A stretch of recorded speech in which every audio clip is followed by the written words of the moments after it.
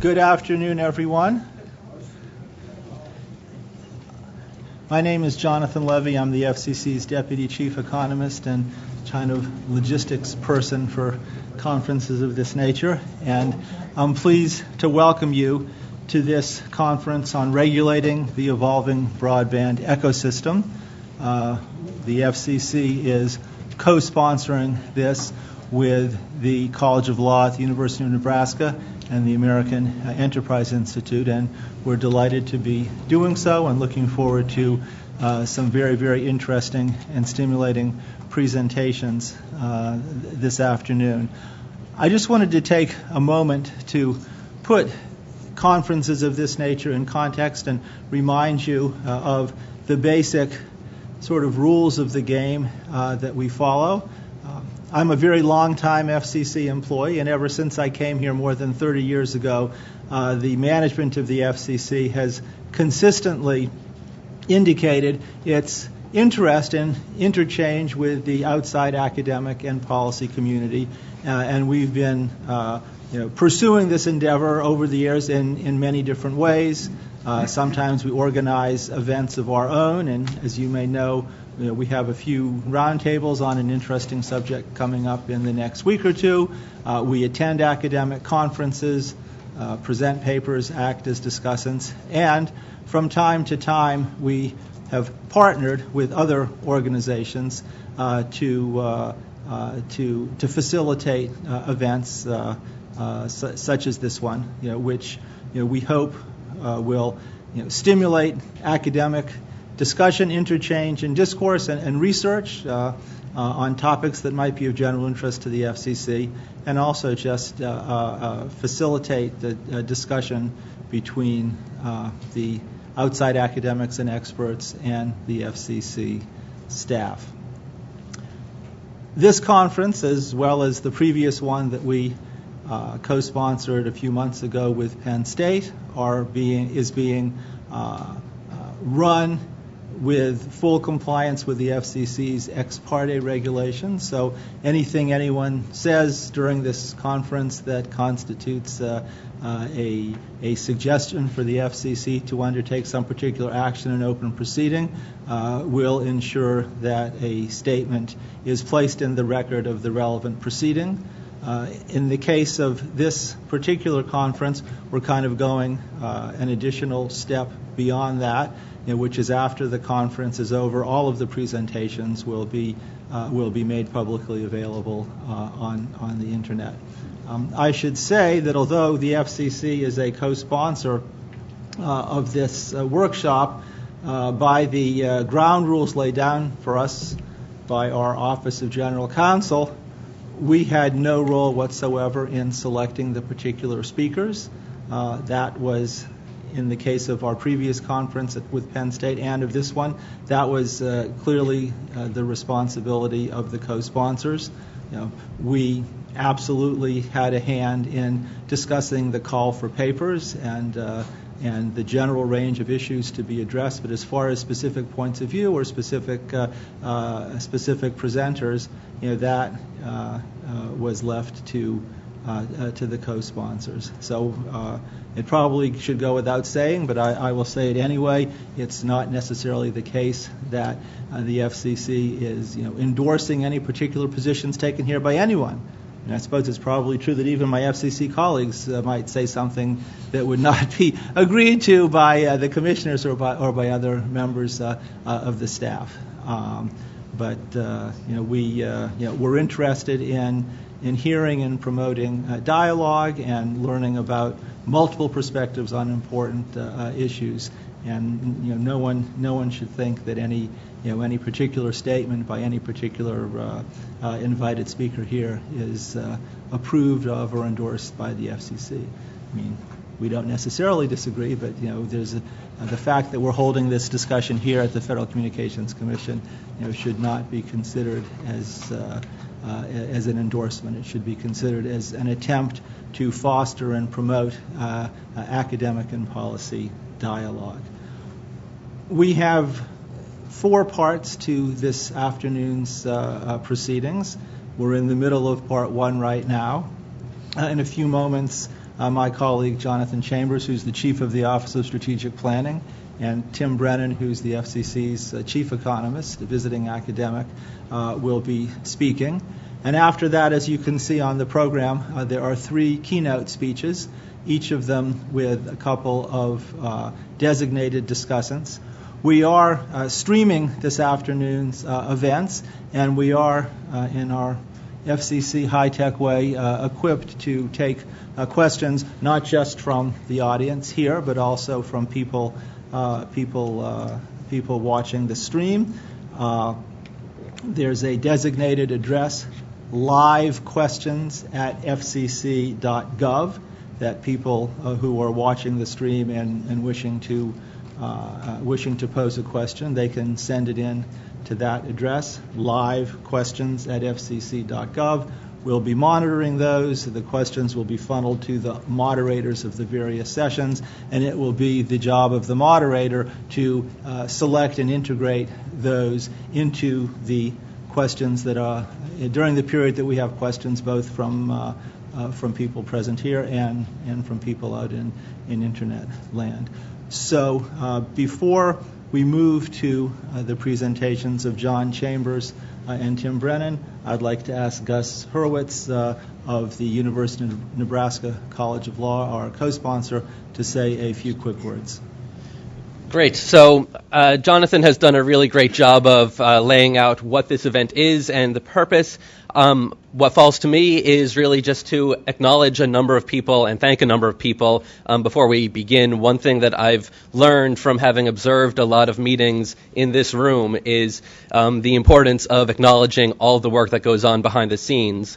This really is an experiment for, I think, everyone involved with this process, and I applaud the FCC for now having done a second of these workshops. On the UNL side, we've had great support from Elsbeth McGilton and Bambi King on the support side, and Matt Schaefer and our dean, Susan Poser. We have the Space, Cyber, and Telecom Law Center at the University of Nebraska, and this is actually the 7th annual event that we've done in D.C. And when we had the opportunity to collaborate with the FCC and AEI on this event, it was a question, do we want to mix our brand, commingle it? But this, I think, has turned out very well. Our collaborator on the AEI side is the Center for Internet Communications and Technology Policy, which I believe this is the first event of this scale that the center has done. And I believe tomorrow is actually the 1-year anniversary of the center's creation. So for the center, it's also a great experiment, and Garo Ekron really deserves a huge, huge thanks for the effort that she's put into. She was the main administrator coordinating on the UNL and AEI side, and I'd just like to thank Jonathan. This was a titanic effort getting this all to happen on his side. Navigating the bureaucratic process is not an easy thing, not necessarily a thankful thing to be doing. So thank you, Jonathan, for your efforts, and hopefully this will live up to your expectations. And our discussants, presenters, the audience, thank you all for being here. This is a very, very busy time in D.C. In the telecom space. I know there are other events going on right now. There are events going on in 2 days. There are events going on next week. Thank you for being here and participating in this discussion. And the last two people that I want to acknowledge are two students from the UNL Space Telecom and Cyber Center. Major Brian Barnos and Scott Perry. If you could just raise your hands, I'd encourage everyone to introduce themselves to these two students. They're two of our current students, and we bring them to these conferences as a way to introduce them to these sort of discussions, so we hope that you will welcome them. With that, I hand things back to Jonathan. Great. So now I'm going to ask John and then Tim to each speak for about 10 minutes. We're reversing. Okay, Tim and then John. Okay, thanks, John, and thanks, everybody, and thanks everyone for coming. The first thing I want to do is state the disclaimer that nothing I say necessarily represents the views and opinions of the FCC or any of its commissioners or staff. that may be the most accurate thing I say in the next 10 minutes. John asked me to participate in this. I thought, okay, broadband regulation, that's a pretty interesting topic. What can I talk about? Well, open internet, net neutrality is kind of a hot topic these days, but that's an open proceeding. I can't really say anything about that.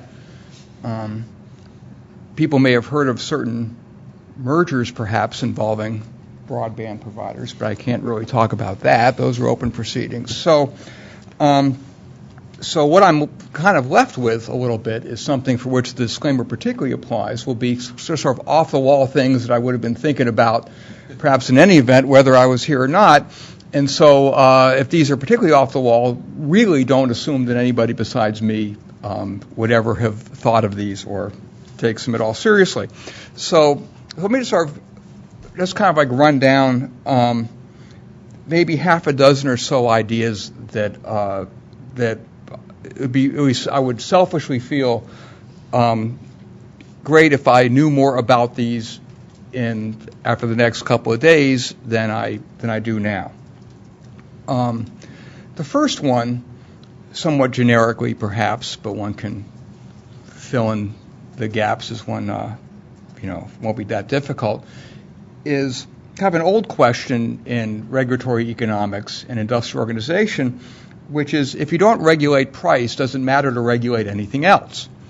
It's kind of like sort of the metaphor being, if you squeeze on the balloon on one side, doesn't it just come out the other side? I mean, it's what does one, or in some other context, people talk about it as once you let people charge whatever price they want, then every decision they make from that point on is some sort of, some might even say presumptively efficient. So what's the scope there for that kind of question? That's one thing that would be nice to know something about. Are there things about the way these markets work, other sorts of imperfections, bargaining issues, things like that might be of some relevance? A second thing, which I probably have less expertise in than I should, is to what extent does two-sidedness of a lot of these broadband markets change these things? I mean, that they engage in one way or another for providing access to content providers, and they obviously provide access to subscribers at the other end. What, if anything, does that tell us about what we should be or shouldn't be thinking about doing? Or I probably shouldn't say this quite so much as maybe just sort of more generically what might be or might not be a good idea to consider thinking about. A third issue is something I was thinking about before coming here. I've been thinking about for a while, and in light of at least some views of what broadband service, high-speed broadband service provision looks like, could perhaps be a relevant question. It's just something I've just never really quite understood in what I would call a kind of a serious for formal theoretical way. Typically when we think about regulating, we think about regulating monopolies. And there have been some cases where we'll regulate, say, a dominant firm where there's a bunch of competitive people sort of still sitting around, but we kind of have this residual thing, perhaps if the entry is new. Do we ever attempt to regulate markets with two dominant providers in them? Now, my sense of things, and I don't already know everything about how all regulation works, is that we typically don't do that. And I understand the argument for that, which is essentially that regulation is so cumbersome that it doesn't take much to beat it, and duopoly competition such as that might be suffices. I understand the verbal story, but whether I've something that says that some triangle is bigger or smaller than some rectangle, and therefore that's why I would believe that proposition, or wonder when that proposition is true and when it isn't, or what sort of information requirements are involved, and that sort of thing is something I wish I knew more about than I do. An issue that's come up a lot in terms of policy toward the broadband ecosystem is what the role of antitrust should be. And I've got a couple of questions about that, which again maybe I'll learn something about in some of the talks, or learn something about in some of the sort of informal discussions or whatever. One is that right or wrong, antitrust is not about the control of unilateral market power. So, it's about getting monopolies. It's nothing, but there's nothing wrong with having them, unless depending perhaps on the path one took to get there. In some cases, obviously there's a lot of that's an extremely ambiguous and complicated story. I'm not going to try to get into now, but that's one sort of constraint. Another constraint, and we're looking to the lawyers here. I don't know if this is the 10th anniversary of the Trinco decision, but it's going to be pretty close. My reading, perhaps somewhat cynical, of that decision was that the Supreme Court told antitrust to go away when you've got a regulated industry. And so to what extent, if one is concerned about market power in broadband in one way, shape, or form, to what extent does Trinco put a constraint on whatever the antitrust division might do? I've been curious about that for a long time.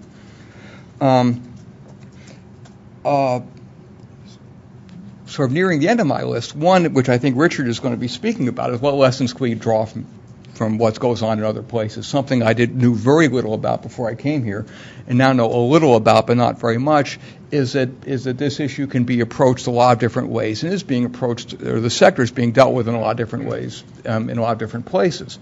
And so, is there something to be learned from that, either as something to consider or something to avoid? One last thing on the substance list, and I've just got one more observation after that, is there's obviously a lot of talk about competition or competition-like issues when one thinks about broadband policy, but I've just sort of wondered whether there are other considerations. Does network externalities justify some kind of intervention in the way that they arguably justified universal service interventions some time ago? Not that was necessarily carried out efficiently, as somebody, two persons to my right, has certainly eloquently pointed out over the years. Are there consumer protection issues of some kind that are worth, that should be thought about, that kind of thing? So I'll just end my substance list with that, and I'll just sort of close with one other observation that's drawn not just from thinking about this issue, but thinking about regulatory issues in general. One thing that I've certainly have noticed in a number of contexts, not just at the FCC, but at other conferences on things involving other sorts of matters, is that there's a lot less attention given to these kinds of traditional utility regulation sorts of issues nowadays, and certainly was being attended to quite some time ago. It's kind of hard to find. There aren't that many students being trained in it. It's hard to find conferences that emphasize it a great deal. I mean, there's a lot of stuff on environmental regulation, for example, and other sorts of things, but not so much on this. And to the extent that those of you in academia or know people in academia or whatever who can encourage people to think about these issues more and study them, that could be of a great benefit to everybody. And with that, I'll turn it over to John. Thank you. Thanks, Tim. As I speak to you through the fog of a persistent head cold, please forgive my growl, which is more pronounced than usual. I just want to echo something Gus and Jonathan both mentioned, which is this is the second of a conference of this nature we've held in the last few months, and I sat through and participated in most of the presentations in the first one. I found them informative. I thought the papers presented were first rate. The discussions were really quite good, healthy exchange of ideas, and so I'm thrilled that we're doing all this, and grateful to Jonathan for taking on the administrative task. Well, my task is just to show up and talk. So the topic of this conference, regulating the evolving broadband ecosystem. I'm not going to talk about regulating broadband. Regulating doesn't interest me that much, which I know is a funny place for me to work. But I do want to talk about how the FCC spends money, which increasingly is on broadband, predominantly through its Universal Service Fund. The FCC several years ago started to shift the spending that had been directed towards telephone service, voice service, toward broadband. Did it in the high-cost funds, in creating the Connect America Fund. Did so by setting up a rural health care Connect Fund for broadband to hospitals and healthcare institutions. Did so recently a shift in funding priorities in the E-rate program by shifting money, phasing out over a period of years, deciding to phase out support for voice services and dedicating the support for broadband services, all of which are sort of intentional moves to say that the FCC priorities, it's putting its sort of money where the priorities are, and the priorities are towards broadband. They tend to be spending where otherwise it is believed that spending would not occur. A useful, correct role for government. But I want to talk just about one thing, and I want to draw your attention, in case you're not paying attention, not that you should be, to an experiment the FCC is running in spending money. It's something that has been called the Rural Broadband Experiment. It amounts to an auction that we're going to run starting later this month. The auction date opens September 30th, and it'll run for 15 days. Given the size of our high-cost spending, this is a modest amount of money to run in an auction, but properly modest because it is an experiment. And I want to talk about what we're trying to learn from the experiment and why I hope it's of some interest to those in the academic community, those in think tanks, lawyers and economists, both. As an economist, I'm a really good lawyer. As a lawyer, I'm a really good economist. So glad to be here, surrounded with people of both. We're running this experiment, which started, I'd say the first parts of it started a year or so ago. The commission ended up adopting an order in January and a second order in July of this year. But the concept really started about a year ago. As I and some others in my group were trying to think about how we could set up a Google Fiber-like solicitation process. Now, Google did a nice job in demonstrating demand in the country for broadband. Demand for something, 1 gigabit service for which there were no known applications. And I don't think they didn't reveal what the price point would be. And yet the process they set up led to hundreds of communities, and then eventually 1,000 or 2,000 communities submitting applications to Google to be the first Google Fiber testbed. And they had all sorts of. If you followed this, towns were willing to rename their town Googleville and other things. Or I remember reading once one of the mayors of some town said he'd name his first kid or change his kids' names to Sergey and Larry. The outpouring was quite extraordinary and maybe understandable. It ought to capture the imagination of folks, something that wasn't out there. Now, I had no illusions that the FCC could capture the imagination of people in the way that Google did. My own goal was much more modest, and it was not a demand-side solicitation. What I had wanted to do was to demonstrate that there would be suppliers of broadband, suppliers of fiber to the home, suppliers of other technologies that could lead to robust, scalable, next-generation broadband services. And so what the FCC adopted unanimously was a solicitation. We asked for expressions of interest from providers, from communities, from anybody with an idea to tell us how they would build next-generation broadband. We didn't put any amount of money on it. I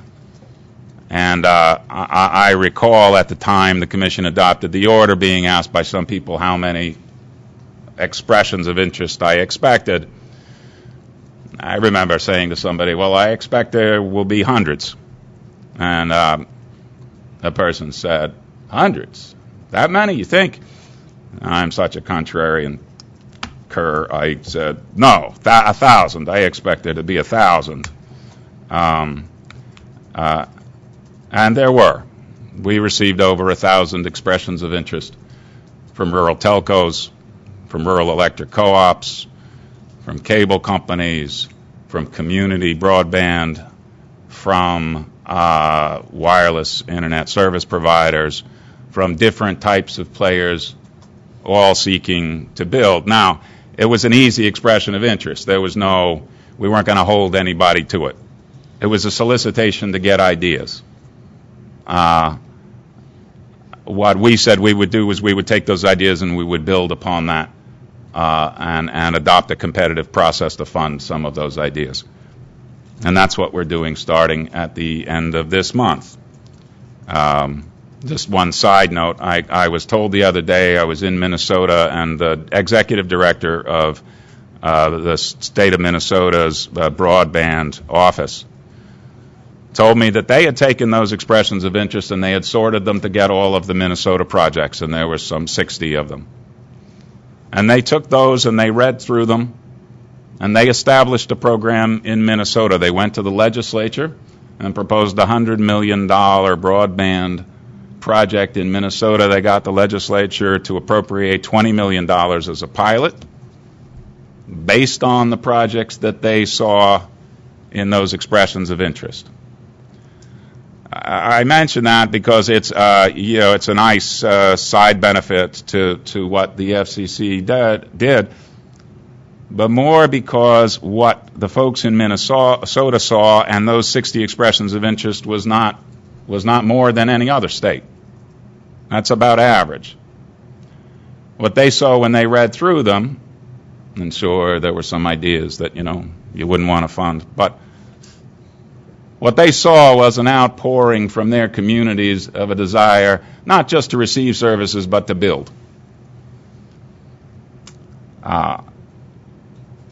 So what we are hoping to learn from this auction are a couple of things. First, to see who will show up. What's the participation? What kinds of companies are going to participate? I am pretty sure, because I talked to a lot of people, that rural telcos will place bids, that rural electric co-ops will place bids, that some communities will place bids. Now, just one word about the bidding process. We have set as a reserve price, so it's a reverse auction. It's a simple auction. It's a single bid auction. My personal preference was to have done a multi-round auction, which I know is the preference of others in the committee as well. But that would have required more software preparation than we had time for. So it's a rather simple auction. We set it as a reserve price. The cost that was calculated by our cost model to build a greenfield fiber to the home network. So if any entity is going to bid, the most they can get is what our cost model says they should get. Now, I used to work on cost models. I used to do cost modeling for a living, and I used to do it in order to raise money for businesses. And as one of my former business partners used to say, you put together the best cost model you can, you raise your money, and then you put the cost model in the bottom of a drawer, and you look at it in a few years' time to see how you did. The FCC is prepared to give out money, make an offer to the price cap carriers based on this cost model. So what we're saying in this auction is we're taking the exact same cost model. the one which we're using in order to allocate funds to the price cap carriers. And we're asking, rather than a 4:1 standard of speed or a 10:1, we're asking if anybody can build a 25 megabits per second down, 5 up, for less than the cost model suggests ought to be needed. It presents an arbitrage opportunity in a good way, because if people can build for less than we were going to spend anyway in our cost model, it not only saves the public money, it means we have money to spend in other areas where we weren't planning on spending money because we didn't have a large enough budget. It gets more participants in the process. It sets up the auction that we intend to hold next year, a much larger auction for all areas of the country where price cap carriers have turned down the money or where the monies aren't available because they're extremely high cost. It engages. It engages in the way the folks from Minnesota are engaged. And it's a more efficient way of spending the public's resource. So what my hope is, there are puts and takes and compromises any time you put together legislation or regulation or set up a program like this, though it's not perfect. The cost model is not perfect. It may be the best cost model of its kind, but it's wrong in lots and lots of places. And the hope is the auction will test those assumptions and reveal where more efficient builds can occur and where better service can occur. My ask for all of you is to look at this process, to see what we get out of the process. We're not running this experiment in order to then shut it down and move on to something else. We want to learn something. And to the extent all of you, others, academics, others who are in the field, can look at the results of an auction like this, because this auction is the first of its kind that I'm aware of. That is, where we're auctioning off in rural areas and high-cost areas funds for residential service. It's something that's been talked about for decades. I remember being involved in discussions in the 1990s about this. We're going to try it. I hope it works, but works in this case means we learn something. We learn something so that we can plan for the future, for future auctions, and how best to spend the public's money. And with that, I'll send it back to John. Thanks very much, John and Tim. We've heard something about broadband regulation and something about how we encourage investment in necessary facilities.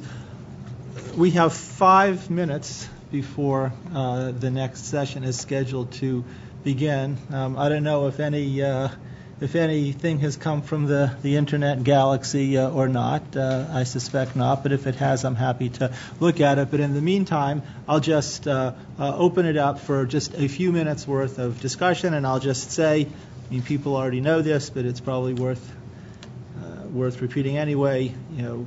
This is about questions and sort of brief comments, not about extended orations from the floor. So if anybody would like to say something, since it is being webcast, there's a microphone, so if you want to go to a microphone, or if anyone at this table wants to say something, they should try to speak into a microphone.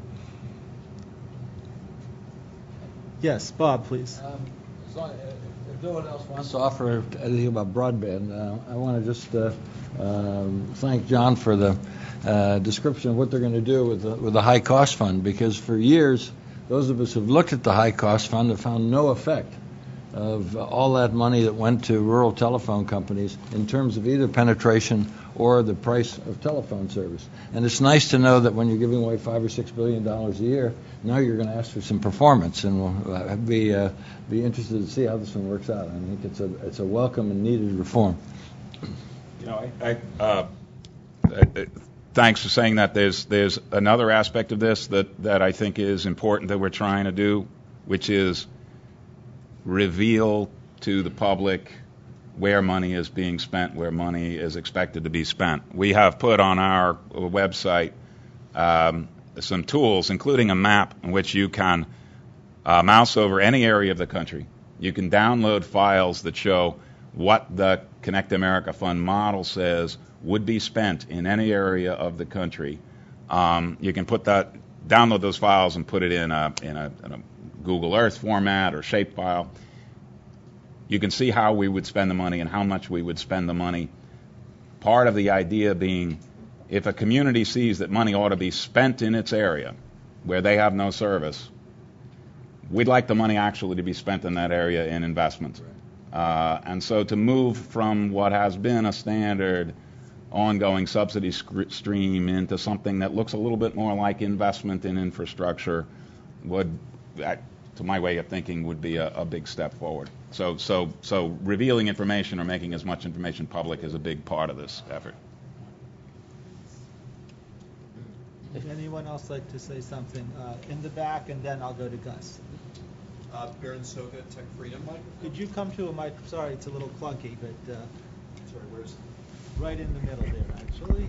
Sorry. Baron Soka, Tech Freedom. Two questions. Well, first of all, it's really interesting and exciting. So first question, in terms of revealing information, what have you learned about barriers to deployment at the local level, either from red tape or the pole attachment rights or conduits or a lack of smart infrastructure?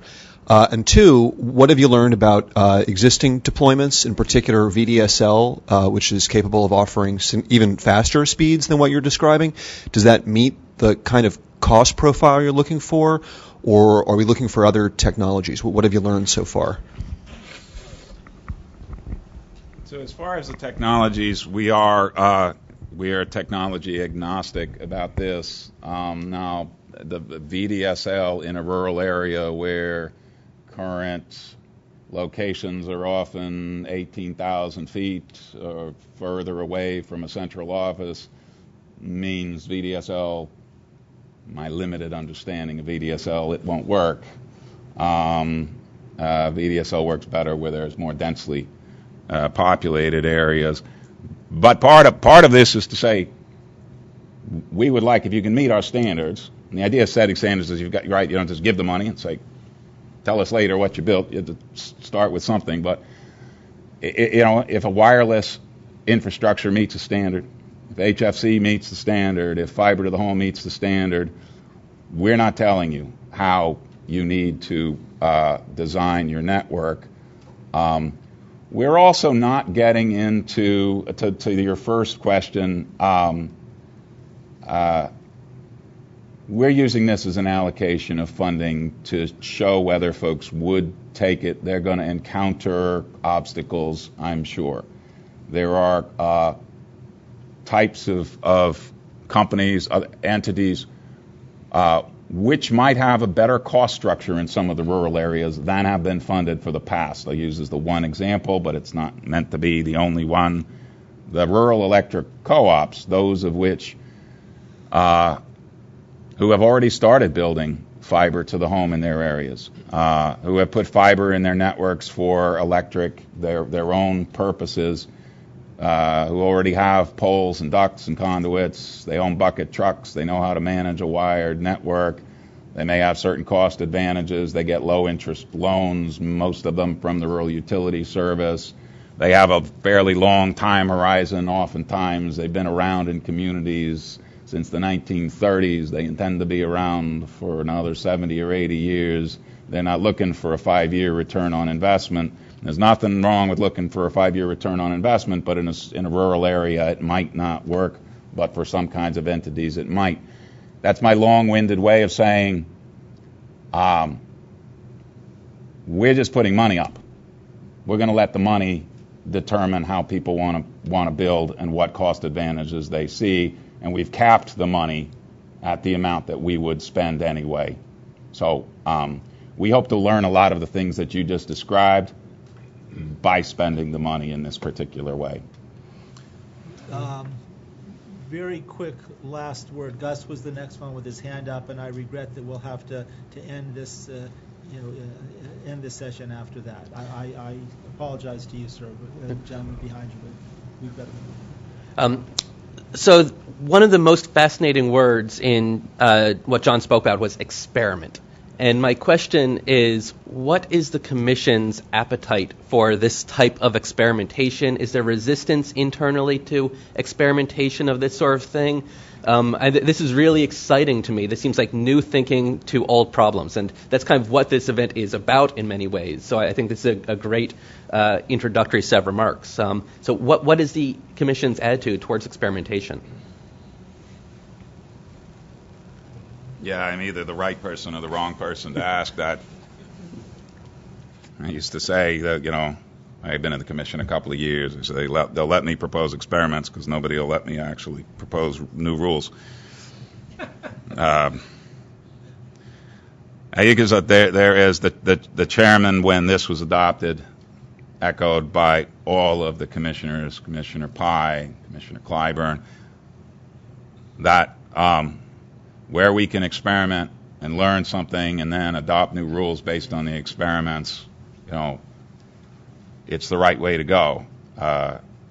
Particularly in this case, in universal service funds, we're going to spend tens and tens of billions of dollars, $50, $60, $70 billion over the next decade.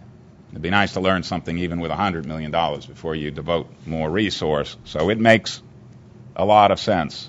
I think the Healthcare Connect, the people who ran that pilot, would say what they learned from that pilot caused them to fashion a better program. The other way it cuts, unfortunately. People are here for short periods of time.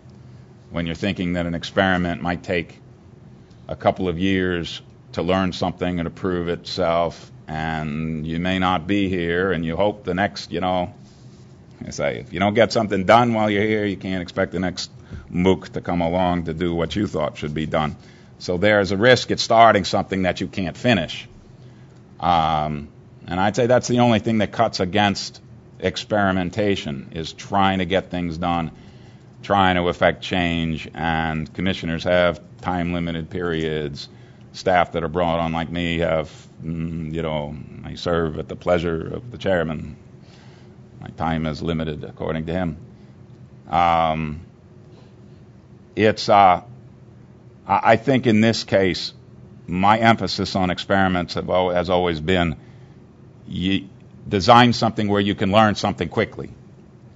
Learn it quickly, quick success, quick failure, but learn it quickly and then move on. Don't design a very lengthy experiment.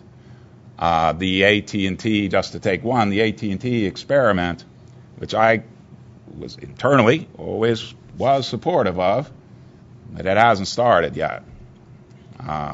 Maybe it starts while I'm still here. I don't know.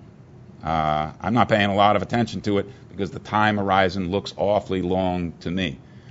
We'll learn in this rural broadband experiment. What we'll learn will occur when the bids come in. I'm not waiting to see if somebody can build a network. I know people can build networks. These are networks that are already being built. Looking to see what the bids look like, what the proposals look like when they bid. Are the bids lower than we had modeled? Are the types of entities that are bidding broad-based? Should we redesign our program because of the bids? We'll learn something in October in that case. It's not going to take a couple of years. So mostly, what I always encourage people on experiments, if they're proposing experiments, is propose an experiment where you're going to learn something soon. My rabbi likes to say his great fear in life is that he will die ignorant. The way I think of that is, I'd like to learn something before I go. I don't mean go in a grand sense. But I'd sure like to learn something, and I don't want to set up something where I'll read about it, but I won't be here to learn about it. Okay. On that note, thanks very much to John and Tim. We've only slipped a few minutes behind schedule. So I think we should move right along. That's great. Our first speaker is going to be Richard Bennett, and this will be, Rosalind, you're moderating? This will be moderated by Rosalind. Since this is the first speaker, I'll just mention that the speaker is, correct me if I'm wrong about this, it's my understanding, the speaker is invited to step up to the podium to address us, and then the commentators will offer their comments, and then we'll have open discussion, but I'm handing this to Rosalind Layden, who will moderate our first panel. Thank you. Good afternoon.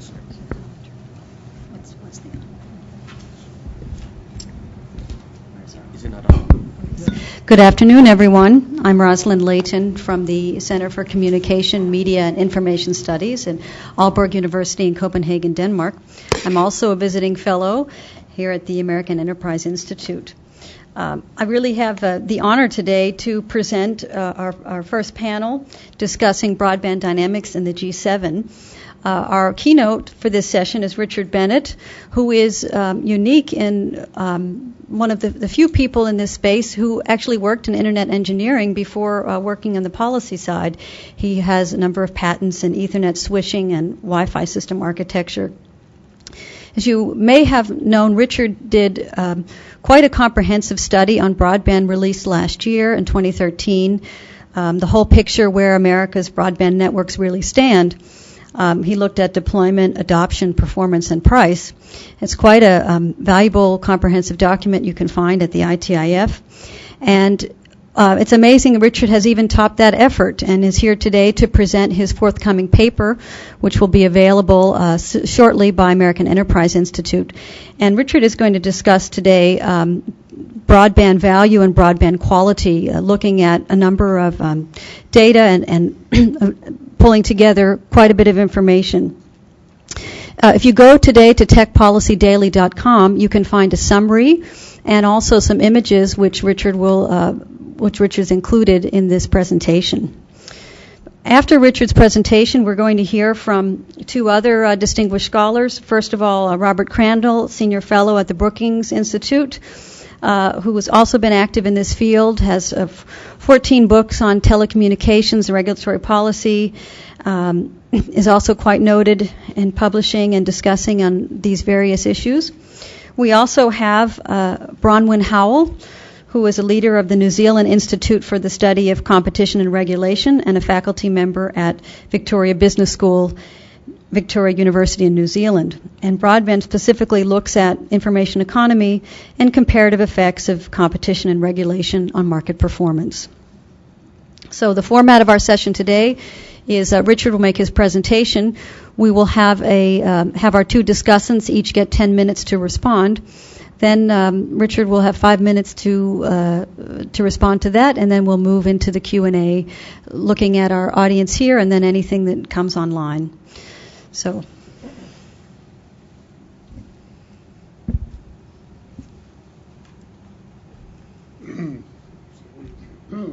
Where are my slides going to come up? Oh, okay. Good. Hello, and thanks to everybody for coming out today. As Rosalind said, I'm a technologist first, and policy kind of second or third or fourth. Is anyone else in the room here a technologist? I think I'm surrounded by lawyers and economists. So this will be different. This is kind of how things work in Washington, isn't it? Well, I tend to see what I've learned in the 5 or 6 years that I've been working with policymakers in Washington, D.C. and in other parts of the world is that I tend to see these problems somewhat differently than economists and lawyers see them. And so I want to confess to my bias. I have a technology bias. And I think it's actually most useful to view the issues around broadband policy in terms of how well they work around the problem of bringing new technologies from the lab to the marketplace, to actually bringing technologies to the hands of people. And so in my technology background, before I started doing policy, I was one of the people that designed the architecture for what the modern Ethernet is. It used to be a shared cable, and now it's not. It's electronics-based. And I also developed the initial standards for Wi-Fi contributed to them and contributed along the way to 802.11n and to the quality of service standards. So Washington got my attention when the topic of net neutrality sort of emerged around 2002, 2003 in the blogosphere. I used to argue with Larry Lessig and Tim Wu about what they perceived the problems to be and what they perceived the solutions to those problems to be. And it was especially kind of personal to me because the product development work that I was doing at the time was around quality of service on Wi-Fi. Because we'd learned that you could increase the number of telephone calls that you could handle over a Wi-Fi network by 4 times if you manage the packets, the voice packets, differently from the non-voice packets. And so then we were building systems like that and selling them to large universities to go in big campus networks. At the same time that people in Washington were seriously considering the proposition that all packets are equal, it would be a sensible policy. And so it contradicts, at least 10 years worth of my personal experience as a technologist. So I wanted to understand what this was about. And, if I was missing something in my analysis, I wanted to know about it. And if the policymakers were missing something in their analysis, I wanted to sort of help them to understand that. So, and I'm a big fan of standards for networks and TCP/IP. I mean, it's not the greatest technical standard, but it's certainly adequate for what we wanted it to do.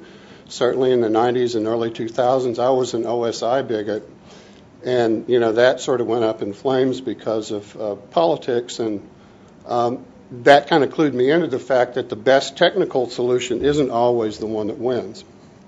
So I'm not, just as John said, he's not interested in regulation. I'm really not interested in the 1934 Communications Act. I'm really not interested in the 96 Telecom Act.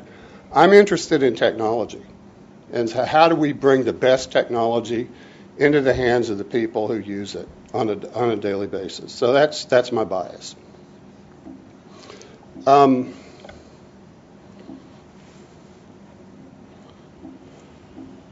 I'm finding it difficult to use this Mac. Okay, so where are we? So I want to talk about what as Rosalind said, a year and a half ago, I did a study of broadband in the OECD. And it was a pretty good study, but it was a bit rushed, and I wanted to do a more in-depth study and of a smaller group of countries that were more directly comparable. So I did this study of G7 broadband policies and also broadband performance so that I could make this judgment about which of these policy models was most effective at bringing new technology into the marketplace. And the overall technology framework that I use to make this analysis considers that there are 3 phases, basically, of broadband development. Now, this is my prediction of the future, and I think anytime you draft regulations, you are essentially predicting the future. I mean, you're also influencing the future, but you're making a prediction about how things are going, maybe about how things should go. So the first phase of broadband deployment is what I call basic broadband. That's ADSL, DOCSIS 1 and 2, 3G wireless, basic Wi-Fi. The applications that we ran were email and web browsing. And I think that's basically a finished problem. I mean, for all intents and purposes, everybody in the United States that wants to can, I mean, with very small exceptions, almost you could count them on one hand, can one way or another, either through DSL or cable or 3G terrestrial wireless or satellite, can get to the internet, can browse the web, can send email. So that's a solved problem. So what we're looking at now is advanced broadband, where the speeds go up. The chairman just gave a speech in Las Vegas about saying maybe 25 megabits per second should be the baseline standard. The table stakes for future applications, and he also pointed out that the networks of the past didn't always provide 25 megabits per second, although a lot of them could, certainly cable. But so we're looking at technologies now like VDSL, DOCSIS 3, LTE for terrestrial wireless, and the more advanced forms of Wi-Fi like 802.11ac, which is up to 1.3 gigabits per second under sort of theoretical lab conditions. And these networks with this kind of capacity obviously enable a new generation of applications. You have the ability to access richer information, higher interactivity. Applications are things like telepresence.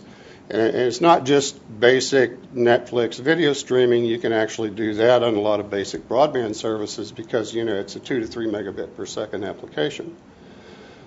And I think, but that's not the end of the road. Beyond the current generation of advanced technologies that are being built, I sort of see the future, the next step beyond that will be what I call pervasive broadband, where I think the first connection that most people and most devices make to the internet is going to be wireless. And it's sort of already happened there are a lot of college students now who have laptops and that they use in class who've actually never physically plugged an Ethernet cable into a computer. They've always accessed everything through Wi-Fi or through 3G and LTE dongles that they plug into their laptop, which is kind of amazing for me because this Ethernet stuff I did involved the connector and the twisted pair cable that we use with Ethernet now, and that was like sort of a really important thing at the time because it enabled people to actually build Ethernet networks inside office buildings, which you couldn't really do with the coaxial cable that the Xerox PARC guys came up with. But sure enough, you can do that with wireless. It goes everywhere. So I think, and the pervasiveness is not just the kind of pervasiveness that Wi-Fi enables, but also LTE advanced and sort of whatever 6G and 7G is, so that you have really high bandwidth connections everywhere that you go. And that's going to enable a whole another set of applications like augmented reality, real-time experiences, sort of breaking. It's kind of when you kind of integrate your sensory apparatus into the network, then it becomes eyes and ears that works in both directions, and that points to a future that you sort of have to be inside some fairly deep virtual reality labs to see that emerging. But I think that's where it's going. Not everybody agrees with that. Some people seem to believe that the next step beyond the current upgrade is just going to be really fast fiber optic wires everywhere. And I think, so the question is what the role of mobility is in the future, I think is an open question. And we have to be a little bit humble about that because, after all, none of us really knows what the future, holds. I mean, I think I'm a pretty good forecaster, but you don't want to look at the results in my stock market portfolio because I'm usually about either 10 years ahead or 10 years behind the market. But although Apple's been doing pretty good lately. That's not an ad. I'm at the FCC. And by the way, these views are my own. They're not AEI's views. Nobody at AEI tells me what to say. And if they did, I'd probably either ignore it or forget it. So it's just, this is all on me. So I think there are basically, in the G7, I found 3 distinct regulatory models that are in use. It's a little bit different than the story that I had heard before I looked into that. And I'm not like deep in policy. I was on a TechCrunch video show with Gigi Sohn a couple of years ago talking about the 2010 net neutrality order, in which she said, I know nothing about policy, and that's almost true. Okay, but I took that as motivation to study it a little bit. So I could say, well, I know something. So I gave these things colorful names just to, for the fun of it. And I think there's one model that's in use in the U.S. and Canada, which I call the Pioneer model. Catchy, huh? It's facilities-based. It's just a facilities-based competition model, You have extensive cable networks in both of these countries. You also have extensive DSL networks and 3G and LTE terrestrial wireless. The big policy split in North America is between urban and rural, where in both countries the general regulatory philosophy, to kind of simplify it a whole lot, is that in urban markets, competition is going to discipline prices, and it's going to encourage companies to make investments in technology, bring new technologies to the market. And in urban areas, we are very competitive. In rural areas, obviously the market is so dispersed and the margins are so low, the costs are so high, that we require subsidies to really get high-quality wired broadband service into rural areas. And so that's our policy split. And I found that I had anticipated that Japan and Europe had different policy models. And it turns out that it's not really as different as I thought it was. Because, Japan's kind of a weird case, right? Because they have DSL. They have about half of Japan can get cable. The first broadband connections in Japan were actually on cable. And they also have a very extensive fiber network. And there's an unbundling regime in Japan that is it's very serious for the copper for the DSL network, and there's a lot of competition. There's a fairly even split among the four major suppliers of broadband ISPs on copper, but nobody really wants copper that much in Japan. There's no real competition, obviously, for cable, but cable's only built up in selected areas, and it's not something that really has a strong future in Japan. But the rules around fiber, it's technically open access, but in practice it's really not. Because in order to get fiber from NTT, you have to buy bundles of 8 strands at a time, which means that nobody really uses it to provide to be a broadband ISP in most residential settings. And in some of the apartment buildings, you might a lot of it is used as backhaul for the cellular companies.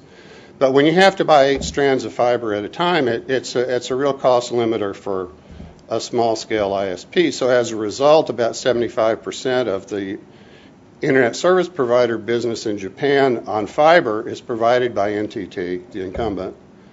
But their market share in copper is down it's like high 20s, I believe. The precise figures in the paper. So it's a split between legacy and the advanced fiber networks. And so there was apparently some sort of deal between NTT and MIC, which is the Japanese FCC, around these pricing models to encourage NTT to build out fiber. There's something very similar in Germany. And Germany is the country that actually invented the term contingent model. And it doesn't mean contingent in the sense of dependent. It means a contingent is a group. So if you want to get access to VDSL, if you want access to copper to do VDSL in Germany, you have to lease multiple lines at the same time. So it makes it difficult for a small-scale ISP to actually go into the VDSL business, but they have kind of a special deal that there's a lot of negotiation actually that goes on around those kinds of unbundling arrangements in Germany, where if you're the competitive ISP and you want access to copper, if you have some fiber backhaul that you can barter, then Deutsche Telekom is going to be more willing to do business with you than if you don't. And so what the German regulator is actually looking for is sort of bilateral bargaining in which the two parties sort of pool some of their resources, coordinate fairly closely, and Deutsche Telekom gets backhaul out of the deal, and the consumer gets a choice of ISPs. It's very interesting. The European Commission really doesn't like that because it's a departure from actually what the what the 2002 directives from the EC around broadband said was supposed to happen. There's actually been litigation. In the German National Broadband Plan, they actually call out the fact that the EC directives around broadband need to be changed in order to legitimize the kinds of bargaining that they want to take place in Germany. And the UK is more or less follows the German model. I mean, the problem that the UK regulator is trying to deal with now is they, like everybody else in Europe, have a pretty decent competitive environment for ISPs that want to provide ADSL service, but they're not content with ADSL anymore. They want the 25 megabit kinds of services that Chairman Wheeler wants. And you can't get that without VDSL and probably without vectored DSL. And there's a technology issue where when you actually provide direct access to the copper wire to competitive ISPs, those copper wires that they're leasing are inside bundles with other copper wires. And for vectored DSL to work right, there's a technical issue involving crosstalk between pairs of wires that are within the same bundle. So it actually works a whole lot better if there's one entity that controls the bit stream that goes through that whole bundle. It makes higher speeds possible for everybody, but that undermines kind of the competition model where the DSLAMs are, the actual competition comes from better DSLAMs. Well, you've kind of hit a wall with that approach technically. And the UK is encountering that too. And so a lot of the policy hassle around broadband in the UK deals with whether Ofcom should encourage low prices for direct copper connections versus low prices for bitstream connections. And bitstream connections are how you're going to get to vectored, but there's less actual room for competition. And so the statements from Ofcom say they want to drive competition to the lowest level possible in the network. Well, and that's what we do. That's what the Pioneer model does. So the lowest actual level in the network is the physical infrastructure. It's the cable and the spectrum. And so the unbundling model has actually hit a wall there. So and the final model is the utility model, which is France and Italy, and that's kind of the classic 2002 European Commission access directive model, which says, everybody can bring their own DSLAM and plug it into the wires, and we'll just see what happens. And of course, as Professor Yu, who's with us today, has pointed out in his recent tome, they made a big bet on fiber in France and Italy, but they screwed up the economics of it so that the only way that fiber happens is if the government subsidizes it. Oh, and guess what? The economy blew up, and Europe adopted austerity measures, so there were a lot of big promises that were made around 2006, 2007 about government grants for fiber build-outs where the money never was spent. And it ran directly afoul of the austerity measures. And I'm sort of on the same page with Paul Krugman about this. This is kind of interesting for me. Policy factors aren't the whole story, obviously. There are a lot of non-policy factors. You're not going to get the same kind of prices, consumer prices in countries like Canada and the U.S., where we have very dispersed populations, as you are in places like Tokyo, where people live mostly vertical.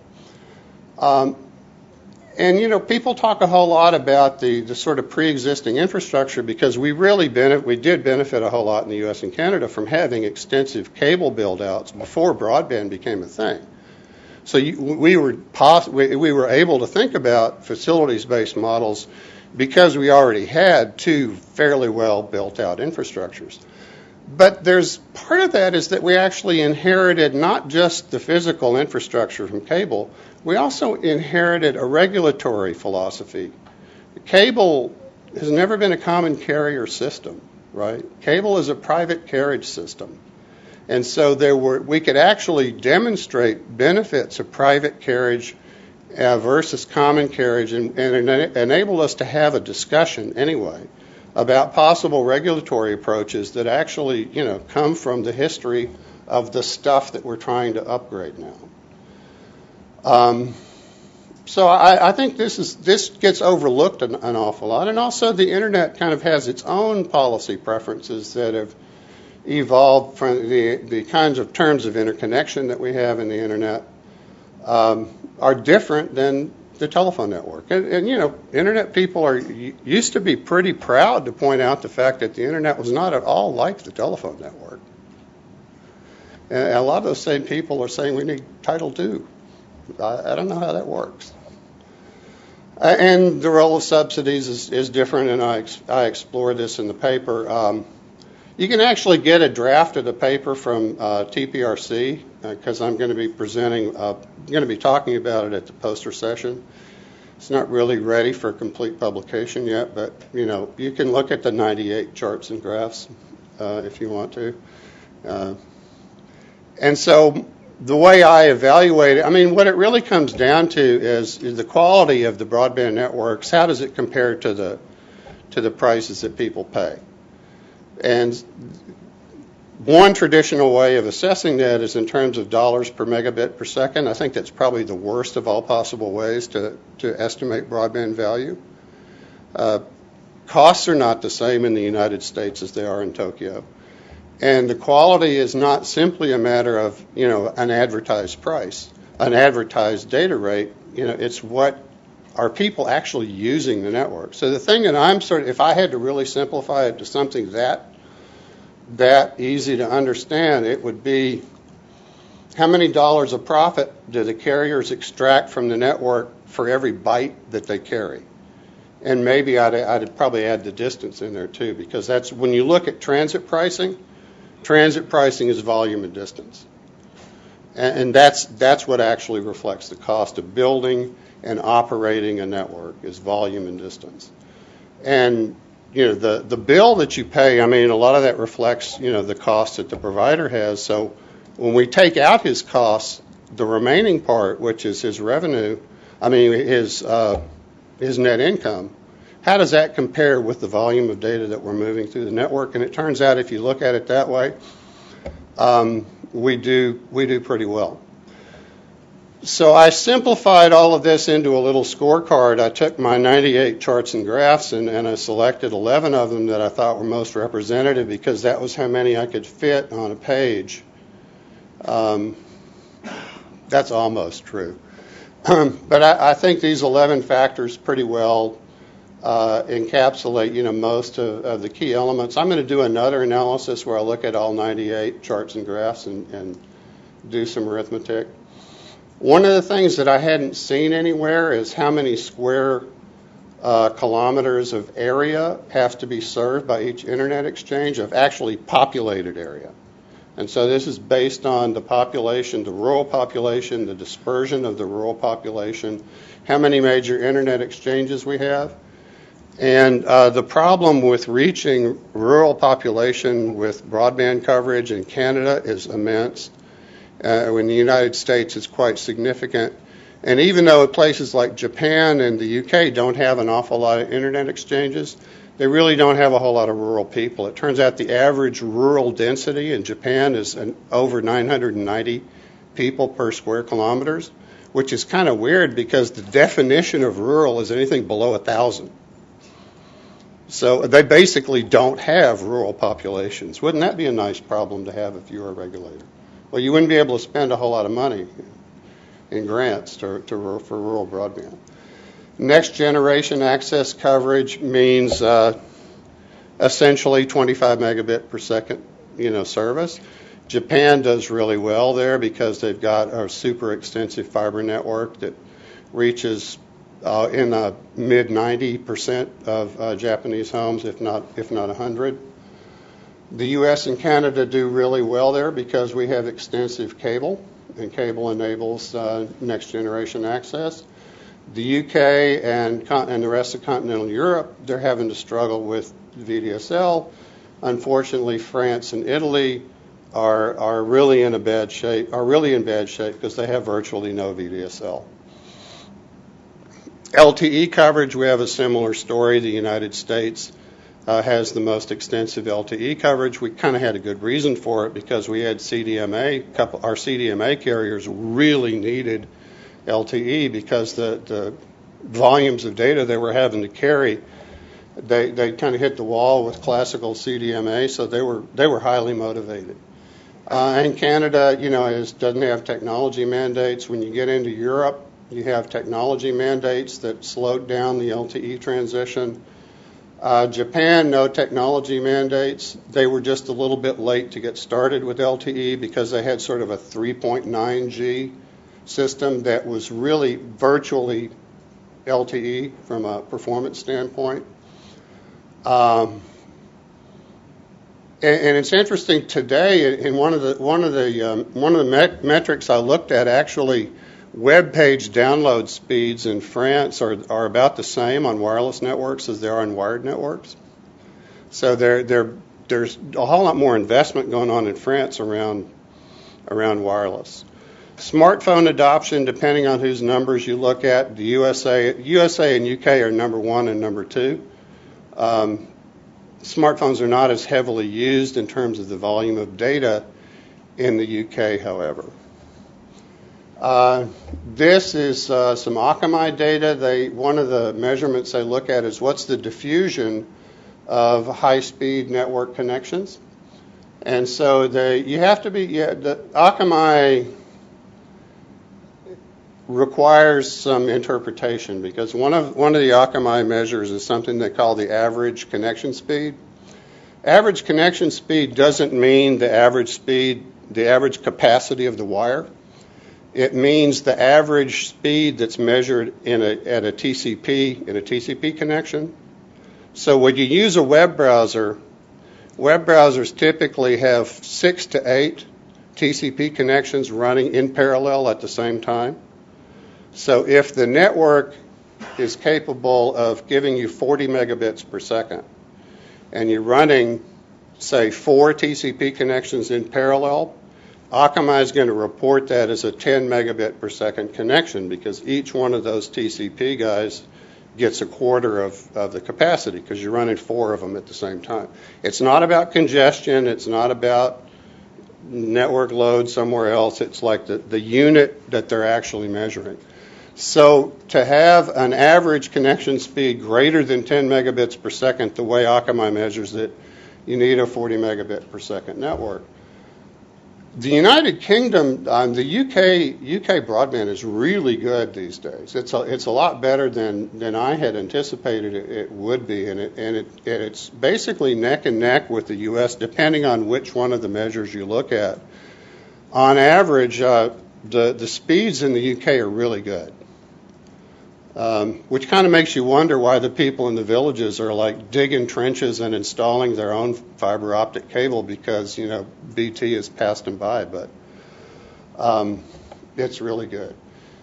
In terms of mobile coverage, on here, the green bar is the number, is like the previous thing I did.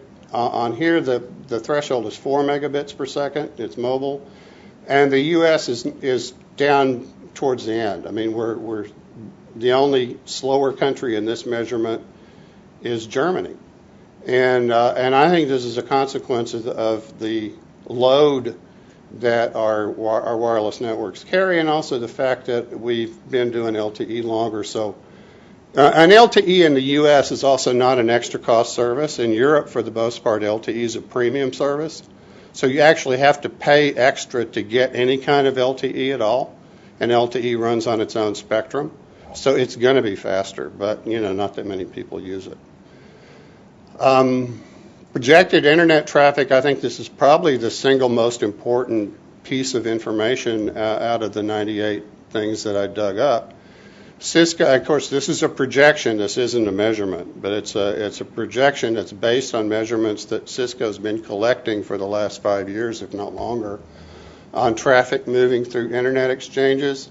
And they see internet usage as most heavy in terms of volume and the U.S. and Canada compared to the rest of the G7.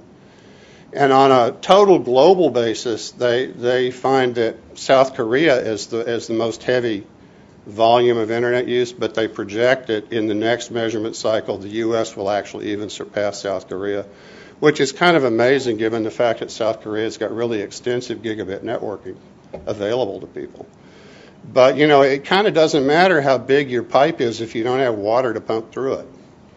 And the actual volume of data that people are pumping through these broadband pipes, that's the clue that the provider gets that tells him he needs to upgrade to the next generation of technology.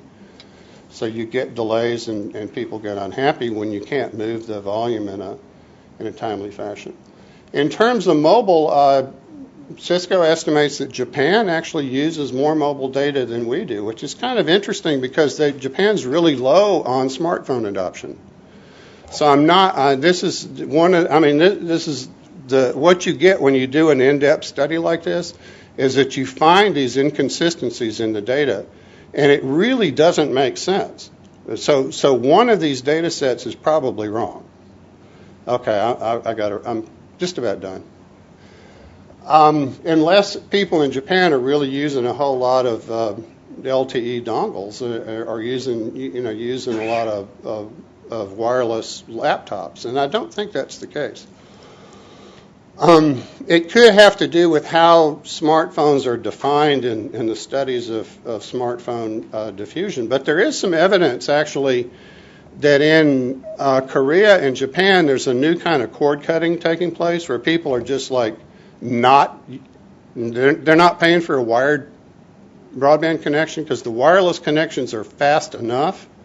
And even though they're not going to be number one on Susan Crawford's next chart, if it's fast enough to let you do what you want to do, and you only have a single device to worry about, that's a very appealing product.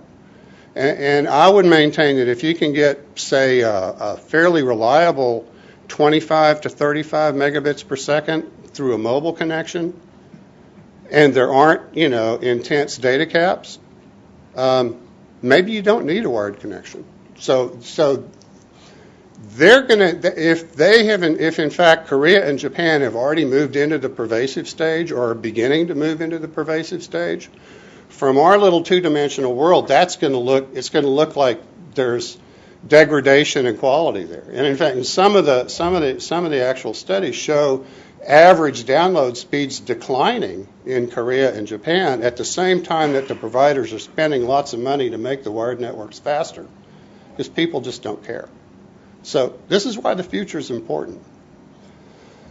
Okay, so I also did this analysis where I looked at the volume of data multiplied by the capacity of the network, and then divided that by the dollars of profit that the providers were making. It's sort of my spin on dollars per megabit per second if you're going to do that in a more serious way. This is confusing the hell out of economists, so I think I probably need to restate this, because it's like you're looking at a ratio, you're dividing a ratio by a ratio. You can't do that. So I don't know. Turns out you get pretty similar answers if you just take volume and divide it by revenue. So I did the same thing for both wired and mobile. I have better data on mobile. UK and Japan do really well in both of these two categories. UK and Japan, I think this must be primarily a geography effect, because you don't see it in the other European. You don't see it in Germany, and Germany is very committed to the contingent model themselves. Italy and France, obviously, I think kind of the bottom line message about all of this research I did is, if you love broadband, you don't want to live in Italy or France. You're going to be very unhappy. And by the way, are networking companies more profitable than internet edge providers or content creators? Well, no, they're not. So if you're looking for whose stock to buy, and you want your 401k to go nuts, you're going to spend your money on Netflix and eBay and Priceline. You're not going to spend it on AT&T, Verizon, and T-Mobile. T-Mobile, maybe it's speculation play. And the content, the Hollywood is not making the kind of money that some folks do, but they're really good at hiding their money, so nobody really knows how much they make. Investment per household, Canada and the United States invest way more money per household than anyone else does. These are ITU data. There are probably 3 other data sets on investment that pretty much show the same thing. People invest what they have to invest in order to provide the service that they need to have in order to keep and retain customers. So what I learned from all this is that policy trumps geography. The French and Italian models are not working well. Expect the EC to modify their framework to make it more pioneer-like. They understand that you have to provide people with incentives to invest in advanced networks. And we don't know what the future is going to bring, but it's best for regulators to be relatively humble about this and allow the people and the technology to sort of take the lead and chart the path. Thanks.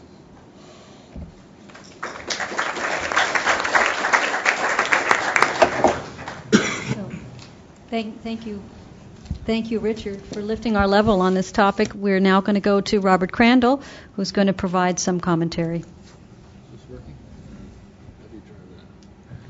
I think it's on. Just it's on? Is it okay? Okay. Yeah. You hear me? Put it close. Yeah.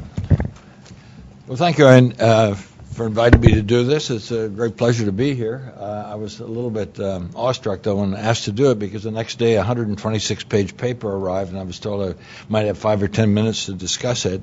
I won't try to discuss all the details in Richard's lengthy paper. I will point out, though, that he's changed the title a little bit from the title of the paper to the title of his presentation. The paper says something like Broadband Dynamics, How Policy Affects Broadband Value in Powerhouse Nations.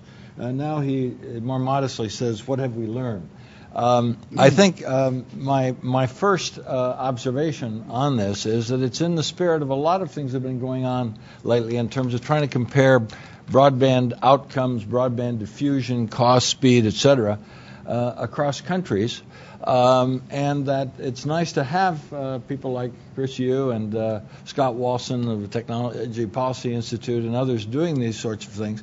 The problem with Richard's paper is it only uses 7 countries, and it's hard to get a statistically significant result on what the effect of policy would be with only 7 observations. So it'd be very difficult to come to firm conclusions about the impact of policy here. So my first recommendation of Richard is, in this era of big data, he's got lots of data, but on far too few countries. You need, rather than doing more on those 7 countries, you need to expand this to other countries so we can draw some conclusions.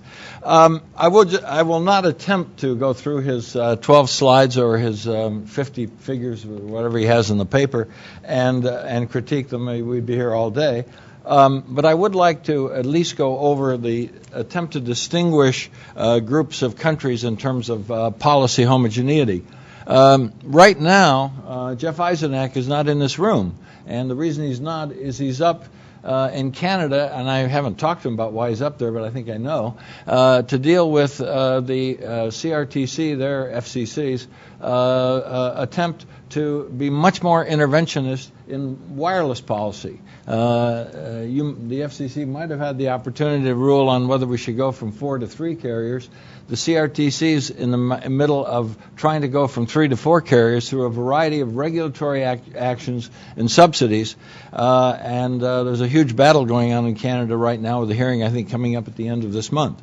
I'm involved in that battle on the wireline side, and surprisingly, though, you may think the Canadians have the pioneer model. They have, a contingent pioneer model. It's contingent on what the CRTC does later this year or maybe early next year. They're having a hearing at the end of October, I think. I don't know if they set the date, on whether they ought to require mandated wholesale access to new fiber that hasn't yet been built, and secondly, how they should set the costs.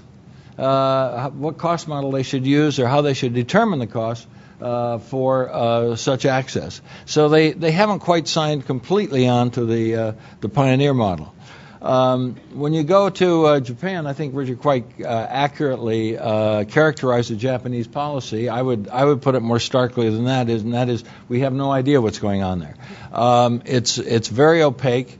You cannot go onto the MIC site and unlike the FCC site, try to find out what is going on in terms of network unbundling. How many fiber loops have been unbundled? How many copper loops and so forth? It's very hard to find that information on their website.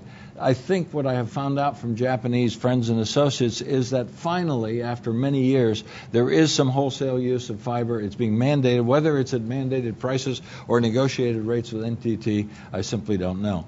When we come to the UK or Germany, if you look at how the stocks of their incumbent carriers performed over time, NTT, Deutsche Telekom, France Telecom, Telecom Italia have done very badly over the last 10 years or so relative to Verizon, Telus, BCE, and AT&T. But just recently, in the last year and a half, maybe 2 years, BT stock has suddenly started to move. And by the way, Richard's data on ROIC is really how have shareholders fared over the last few years. And shareholders fared very badly until just very recently with BT. Something is going on there in terms of perhaps a contingency allowing less regulation than the EU would require for fiber. I think they're in the middle of a deliberation on that. And the same thing is true of Deutsche Telekom. But if you look at France Telecom, Telecom Italia, their stocks continue to do very badly, and NTT really hasn't done very well either because it's not clear that extending fiber that widely over a country even as densely populated as Japan is a very profitable enterprise in the short run.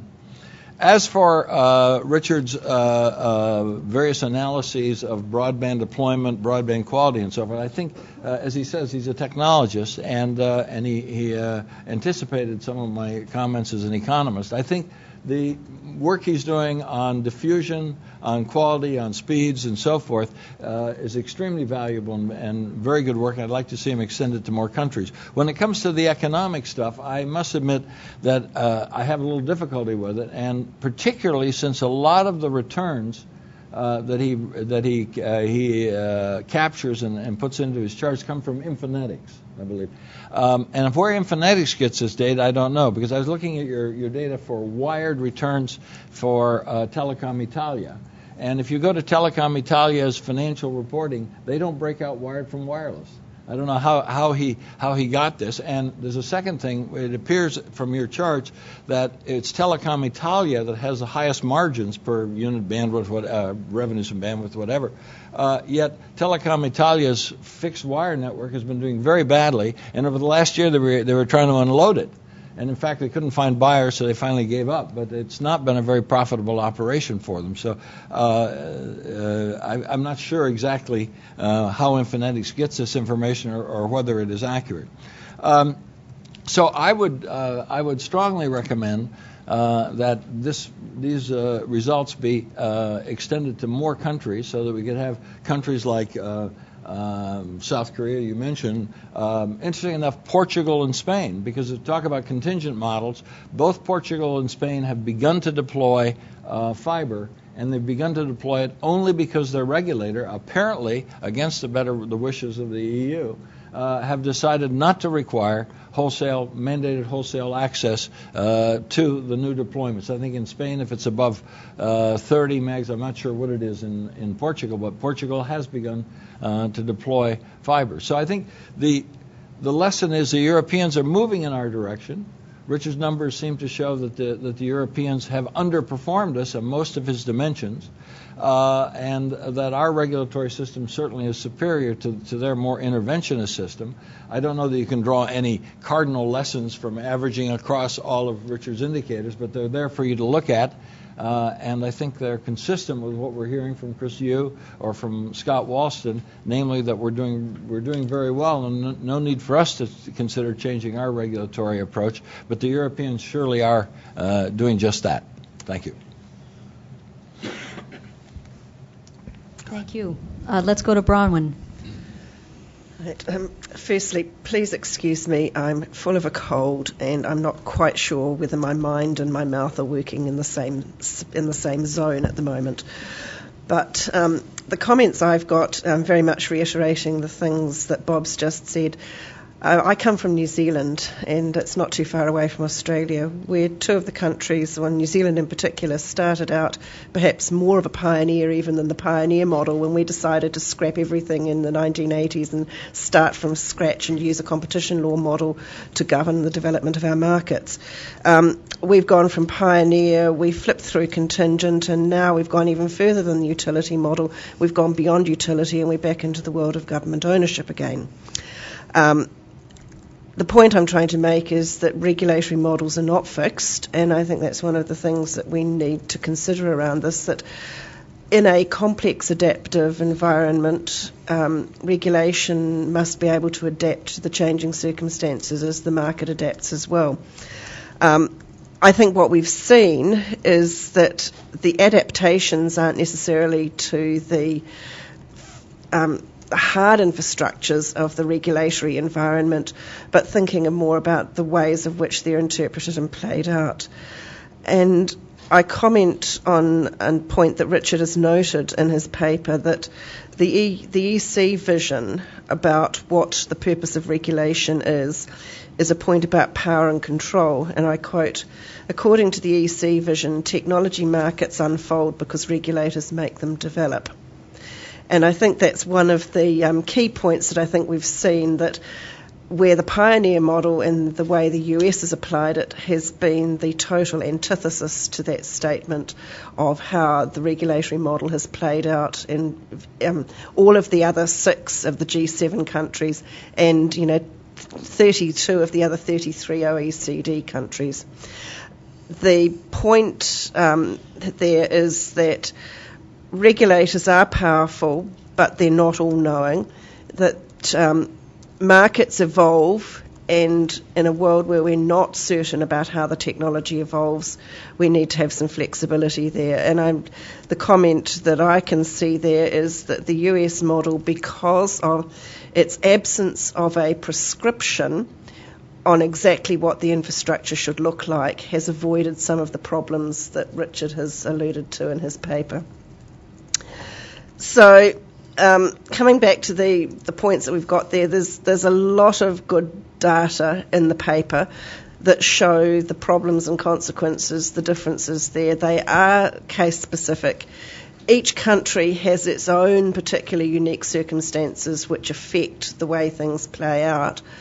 But at the end of the day, the regulations themselves, although inherited sometimes, designed on the other hand, do have a powerful effect. And in the European case, we've seen it hasn't exactly been a happy plan to have regulators decide the shape of markets, because the problem, particularly in the access regulation world, is access regulation creates a self-fulfilling prophecy that you will get an enduring natural monopoly.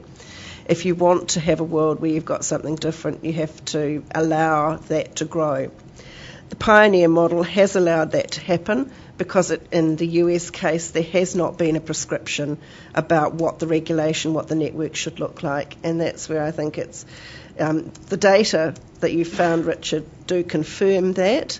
They do show that on the average, while each datum on its own doesn't say it, together in collection, they come together to tell a story that there is a more adaptive, a more vibrant, a more beneficial relationship that can come from having no preconceived ideas about how things are going to happen and letting it go from there. I think that that's also reflected in what we heard earlier from John about experimenting to try and see what happens to not have those preconceived ideas, because the preconceived ideas in that power and control world have not served the rest of the OECD well. And as we're seeing currently in Australia and New Zealand, it's not clear either that the alternative of going back to government in lieu of regulators controlling the world is any better either. So to go back to the question that we've got here is how do we regulate broadband in a complex and dynamic environment? I guess the question is, well, what is regulation? What are we trying to achieve with it? And those questions, I think, have been raised there with your model. Your pioneer contingent and utility model, I think, is consistent with many others, and it is a nice summary of a way of thinking of those different regulatory models. I join with Robert in suggesting as well that you do look a bit broader than that. I think there's also some interesting developing models in the developing countries, which I think it might also be interesting to apply that to, because some African countries, for example, have some different approaches, particularly in the mobile world, which I think could perhaps be looked at interestingly in that same sort of framework. Beyond that, great questions, great framework, and in the spirit of learning more about the way these regulatory institutions affect the operation of markets. I think it's a never-ending job and a fascinating question.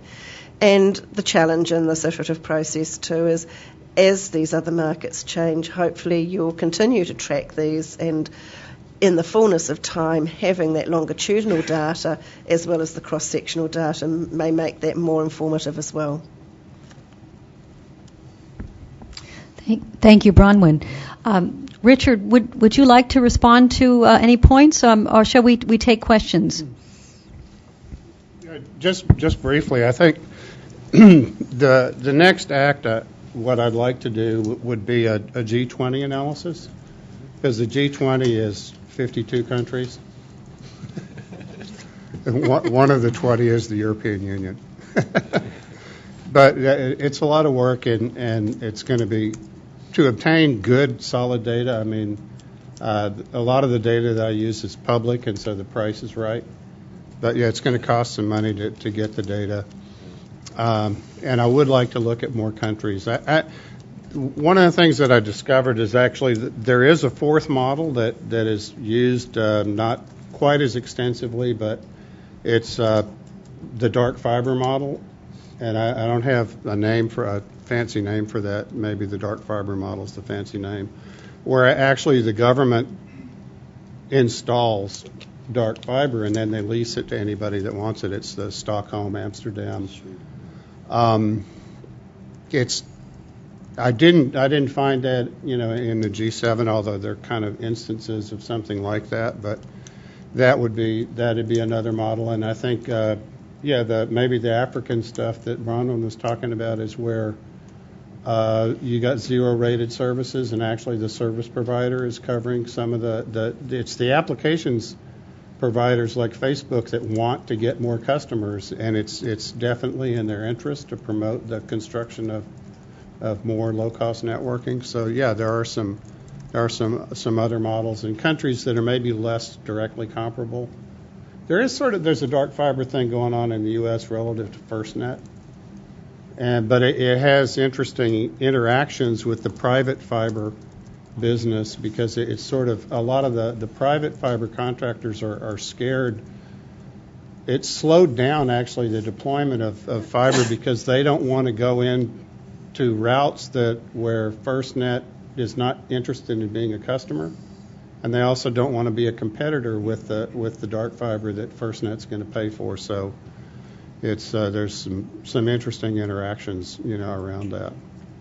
Okay, great.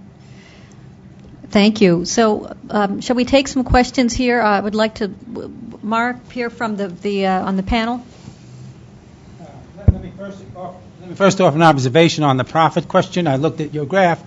The interesting thing is that the unique thing about the U.S. is the cable operators are running a massive stream of video bits in a shared plant. And the rate of profit is the function of their internal decisions. And so if you look at EBITDA for the cable operators as an entirety, it's twice their EBITDA for broadband. And so I don't know how that would play out in the chart, because most of those other countries don't have that integrated service, and it's really important because it is an internal policy choice.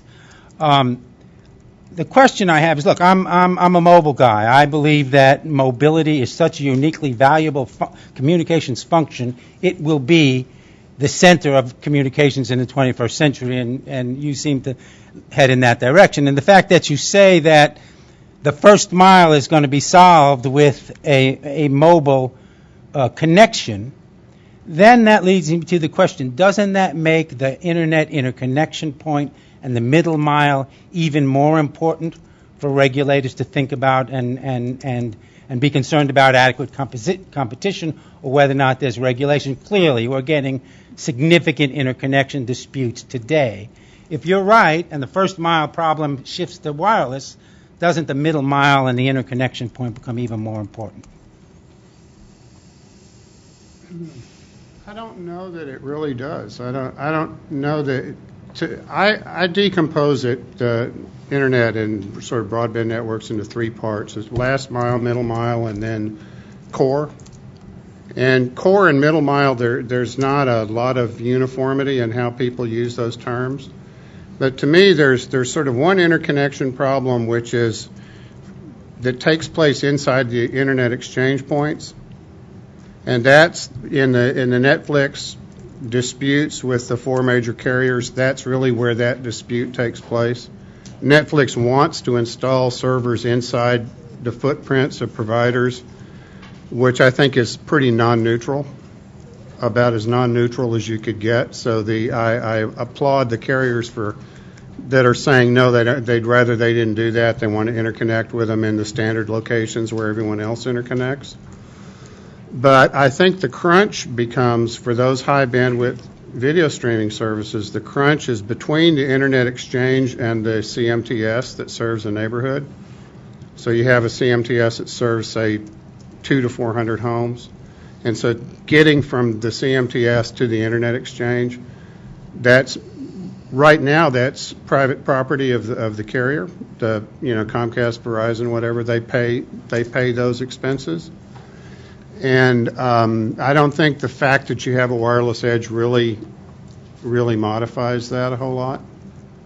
What it means is I think we'll have more competition, because I think it's cheaper to say build neighborhood wireless nodes that can serve households if we can get the spectrum and manage the spectrum correctly to do that.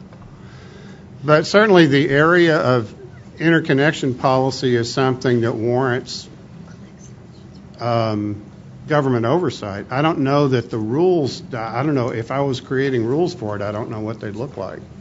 I think I'd be inclined to view it as a market power monopoly kind of conflagration, rather than having prescriptive ex ante regulation about who can and can't charge for interconnection. Because by and large, there have been millions of interconnection agreements that have been made around the internet for years without really any government intervention at all.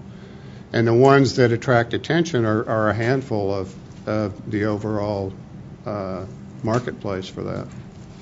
But it's an interesting question to think about, because there are a lot of implications that flow through the entire market, and hence the regulatory framework as a result of changes in the technology.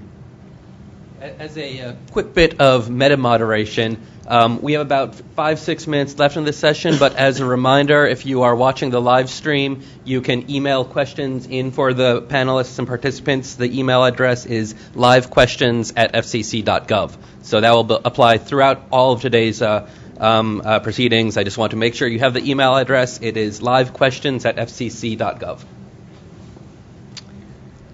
Other questions?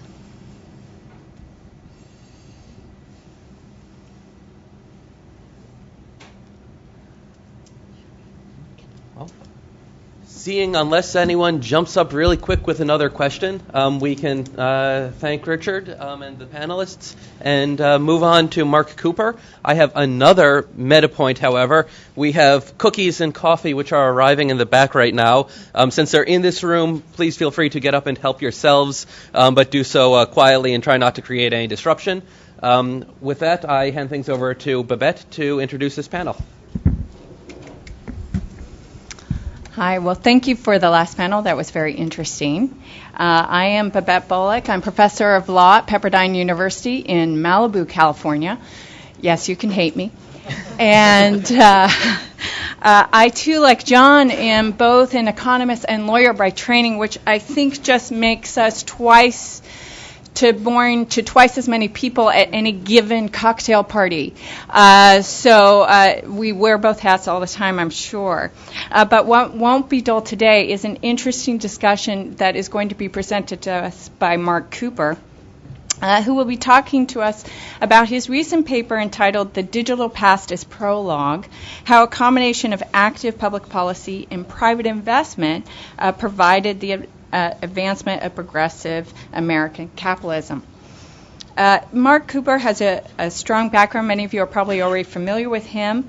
He is the Director of Research at the Consumer Federation of America. He is also a fellow at the Stanford Law School Center for Internet and Society.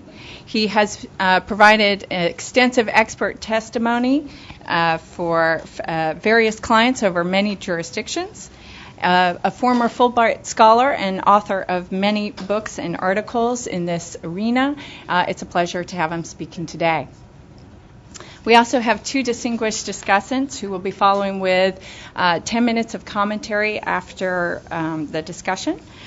First, Harold Furchtgott-Roth, who is very familiar with these issues and with these halls, as he served as a commissioner of the FCC from 1997 to 2001, saw a brighter light and went to AEI after that. Well done, where, of course, he has written several articles, a book as well. Has founded his own Furchtgott-Roth Enterprises in 2003. Was that a tough interview to get that position there? So, well done. Pleasure to listen to you as well. On a personal note, Harold, long ago, while he was commissioner, had the good grace to interview a young law student and the good sense not to hire her, to work for legal issues in his office. So to show you how far I've come, we will be holding a multi-round reverse auction for your 10 minutes later on. And then wonderful today is Nicole Cherner-Lee is with us, and I'm very interested to hear her perspective. Comes from a different background from the other commenters we've had today. She is the Vice President and Chief of Research and Policy Officer for Minority Media and Telecommunications Council, where Pepperdine actually has had some interns. They love your office. But to say it that way is actually not telling the whole story. She actually designed and implemented that research and policy program. She has written before in the area, worked with the Joint Center for Political and Economic Studies, and was the first one to write the National Minority Broadband Adoption Study. So such a pleasure to have you here today. So without further ado, Mark, if you would take us out. Thank you. Okay, I'm going to start even though eating with the cookies and coffee, but I tend to be loud enough so they'll hear me back there. And let's see, how do I do this? I figured I'd do this before I started. All right, there's a ridiculously long title. I want to thank the AEI and the University of Nebraska for giving me the opportunity to address the important topic of regulating the evolving Internet broadband system, especially Jeff Eisenach, who I met about a dozen years ago at a big Cato Hill event, which was entitled, ironically, Too Much Deregulation or Not Enough. Now, he recalls, he told me that I declared at that meeting, the Cato meeting, that I am a devout capitalist, a member, however, of a very specific sect of capitalist preachers, progressive democratic capitalists. I believe the U.S. found the right balance between private incentives and public responsibilities, a way to impose social obligations without undermining the profit motive. I recognize that regulation can go too far, creating too heavy a social obligation, which will slow the capitalist engine down. However, I also insist that we can go too far in deregulating, encouraging antisocial behavior and allowing the capitalist engine to spin wildly out of control. Balance is the key, close quote. I am still of that persuasion. In fact, I believe that the digital economy is the crowning achievement of capitalism because it adhered to the principles of progressive capitalism. The most profound communications revolution in human history was ignited by a balanced combination of aggressive, vigorous policy and equally aggressive capitalist activity. That is the balance we must preserve and restore. I'm going to present my argument first, and then I actually have more slides than Richard had, which is, although many of them are quite similar. In the great debate over regulation of the communications network on which the Internet rides, remember that sentence. We're not talking about regulating the Internet. We're talking about regulating the communications network on which the Internet rides. The right and the left are exactly half right, which of course means that they're exactly half wrong. The right is correct to trumpet the important role of entrepreneurship, innovation, and private investment, but is dead wrong in denying the critically important role that active public policy played in creating the environment for success and the vital need for active public policy to preserve and protect that environment. The left is correct to trumpet the important role of active policy, but is dead wrong to deny the important role that the private sector played and must play in continuing to innovate and expand the digital space. I will be an equal opportunity critic in my comments today. And judging from the most recent round of the letters that have been sent to policymakers and by policymakers to the ICC, it's easy to be an equal opportunity critic. Both sides want light touch regulation, but neither properly depicts the regulation that has worked so well. The touch was heavier than the right admits and lighter than the left would assume. Progressive policy makes markets work better by reducing market imperfections and barriers. The digital revolution has the interesting effect of reminding us that reducing market imperfections is not only about preventing the negative consequences of imperfect market structures, like the abuse of market power, perverse incentives, or the exploitation of asymmetric information. It is also about enhancing the positive attributes of economic systems, like provision of public goods, creating dynamic innovation systems, enhancing network effects, and mobilizing untapped resources by reducing transaction costs. So in the Internet, as I describe in this slide, a pervasive and intense improvement in market functioning created what we call the Internet innovation system and the virtuous cycle that has become the engine of the digital economy. Entrepreneurial experimentation at the edge of the network creates demand for new services that elicits investment in network capacity and functionality. This stimulates more innovation at the edge, and then another cycle is repeated. But let us be clear, public policy tilled the ground in which the seeds of the digital revolution could be planted by providing key building blocks that would not have been provided by dominant incumbent communication sector companies.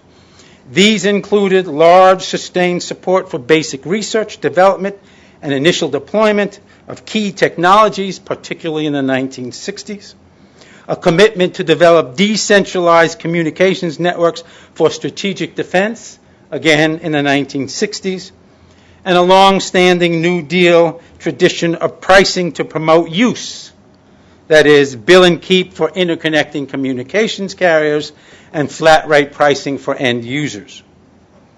The FCC then fertilized this plowed field, mandating open access to bottleneck communications facilities again in the 1960s.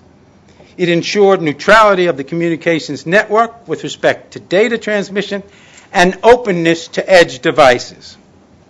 There was no need to engage in bilateral negotiations of the cost and quality of access. Freedom to experiment was given.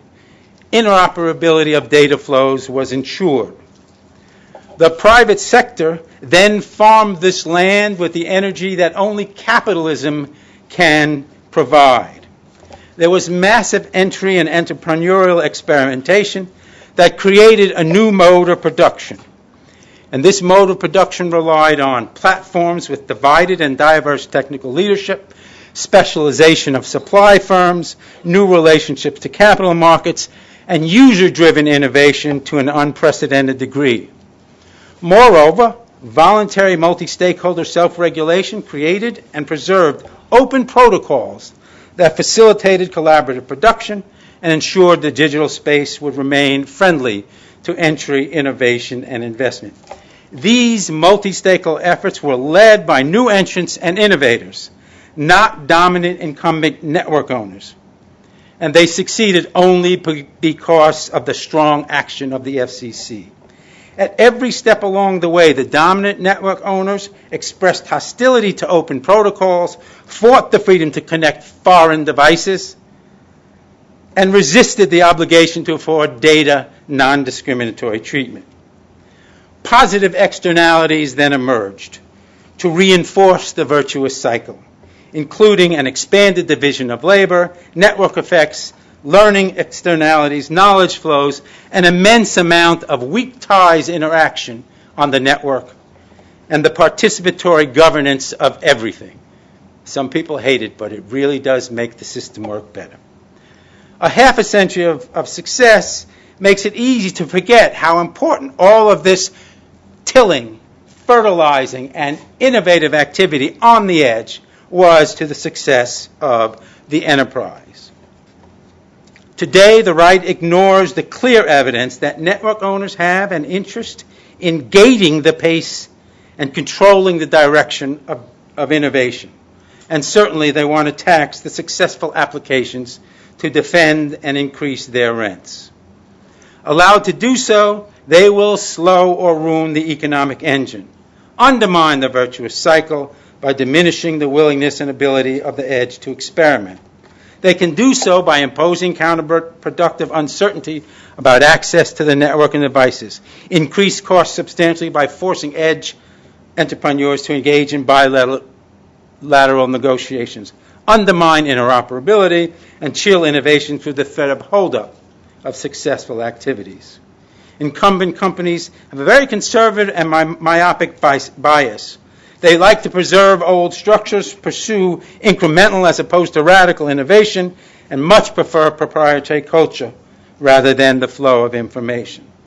Competition is much weaker in the network segment than at the edge, which means incumbent network companies face less pressure to innovate, have the ability to influence the industrial structure, can use vertical leverage to gain competitive advantage over independent edge entrepreneurs, can extract rents where they have market power or where switching costs are great to increase their rate of profit. The challenge for policy is to develop mechanisms to fund infrastructure without undermining innovation, a task for which utility regulation, idealized by the left, is not very well suited. Utility regulation thrives in environments characterized by homogeneity and stasis, and inevitably reinforces that stasis by the definitions it imposes. It operates best by creating categories of producers and consumers, defining acceptable behavior with permissions required before you can act. And of course, all of those definitions have to be adjudicated and litigated. The cost of delay can be ignored in that system because it's static and homogeneous. But digital communications network thrives on diversity and dynamic change. That is the antithesis of the utility environment.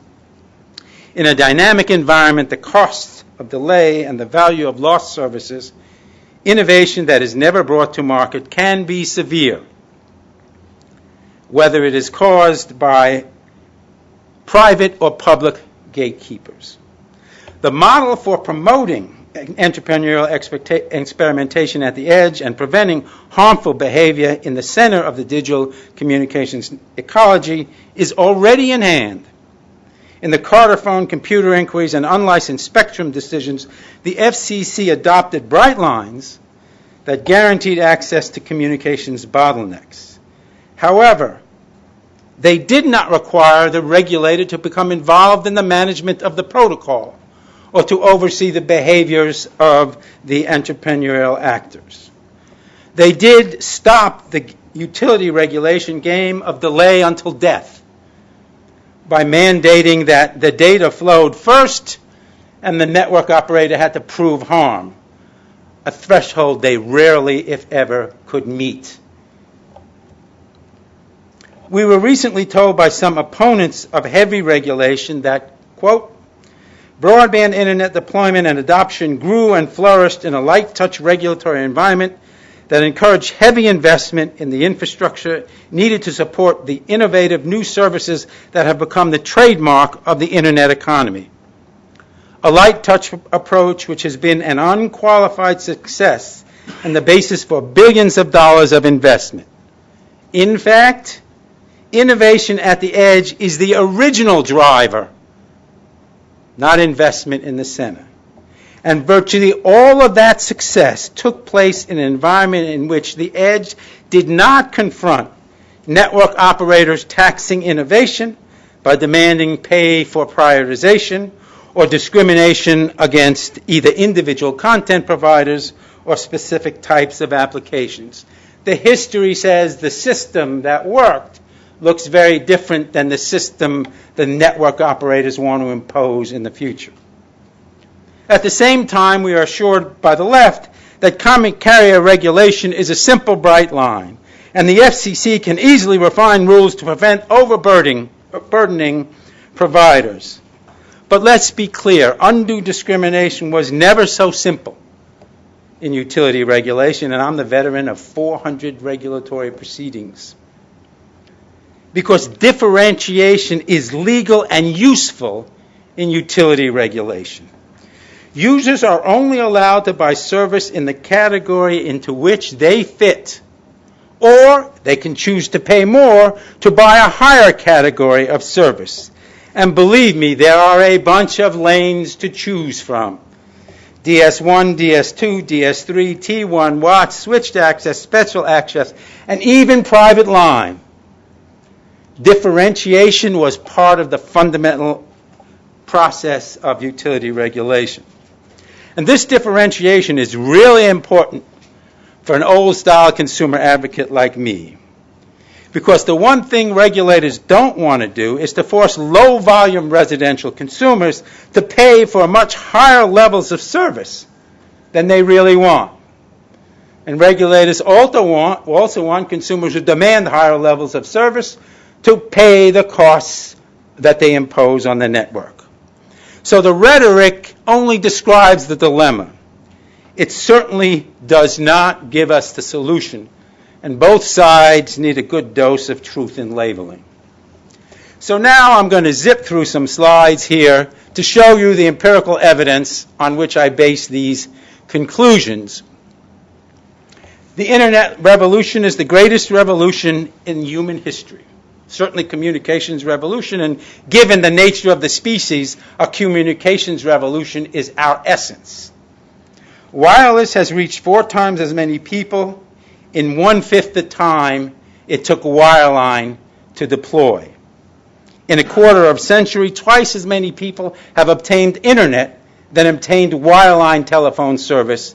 These are global statistics. More people have mobile phones today than are functionally literate. Now, I don't mean that any of these means of communication should replace one another. Obviously, literacy is really important. But let's be clear. This teaches us that communications is extremely valuable to people. They will buy it and seek it. And it is the digital revolution that has allowed that desire and need to be met, unparalleled in human history. All previous communications revolutions were elite revolutions for people who could afford, had literacy, could read, could buy books. The revolution is not just about penetration of usage. There's an immense amount of infrastructure behind it. We forget about it. There's infrastructure there. It has to get deployed. If we look at traffic flows, this is an amazing graph. This is the count of the amount of traffic that's flown. Nothing man-made has ever scaled like that in human history. And it's not only quantity, it's an immensely diverse set of communications. So anyone who tells you the Internet protocol is okay and may be broken needs to deal with that historical truth. We always find a way to go forward. It's unparalleled. The revolution is about a variety of things: sharing physical resources, mobilizing human resources, lowering transaction costs, matching supply and demand. It's not about just information. It represents a total transformation of the economy. The digital revolution is also an American revolution. In this paper, I provide an analysis of the Forbes Global 2000. Those 2,000 corporations produce 44% of the global GDP. That's a fact. While the U.S. accounts for only 17% of global GDP, it counts for about 25 to 30% of the GDP of non-digital corporations in the Global 2000, and 80 to 90% of the digital sectors, defined to include computer service, sales, hardware, semiconductors, communications equipment, software, and Internet retail, measured by the number of companies, output, market value, and assets. This is an American revolution, born and led in America, and still led in America. And that's a historical result, I believe, of progressive capitalism. But it's an unfinished revolution. In contrast to the dominant communications technologies of the 20th century, which penetrated to well over 90%, basic broadband as defined by the FCC has reached only 60%, and the FCC rightly concluded this is unreasonable and untimely. But that's an American standard. A progressive policy that the Communications Act specifically says is an evolving level of telecommunications service. As Richard pointed out, the failure of us to reach the full accomplishment of our own goal is a result of a variety of things, and international comparisons can be misleading. The U.S. lags behind in some measures of penetration and speed because a variety of factors affect how quickly that gets out. But remember, our goal is to make sure it does. That deficit in infrastructure has not affected our ability to lead. I've listed all the companies that are ahead of us on any one of Richard's charts, it turns out, and my chart. We still totally dominate this small set of countries when it comes to the digital economy. Ultimately, however, we have to achieve our own goal of universal service and recognize that inferior infrastructure in the long term could well undermine our leadership.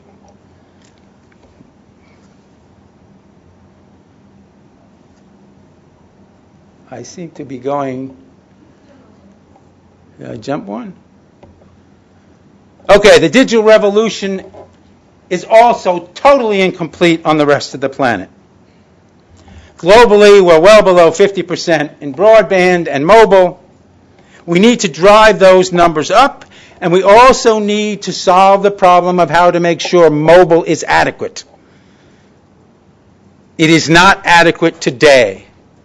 It may never be adequate by the comparison to fixed wireline, and if that's not the case, we're going to have to work very hard on developing apps to fill the gap.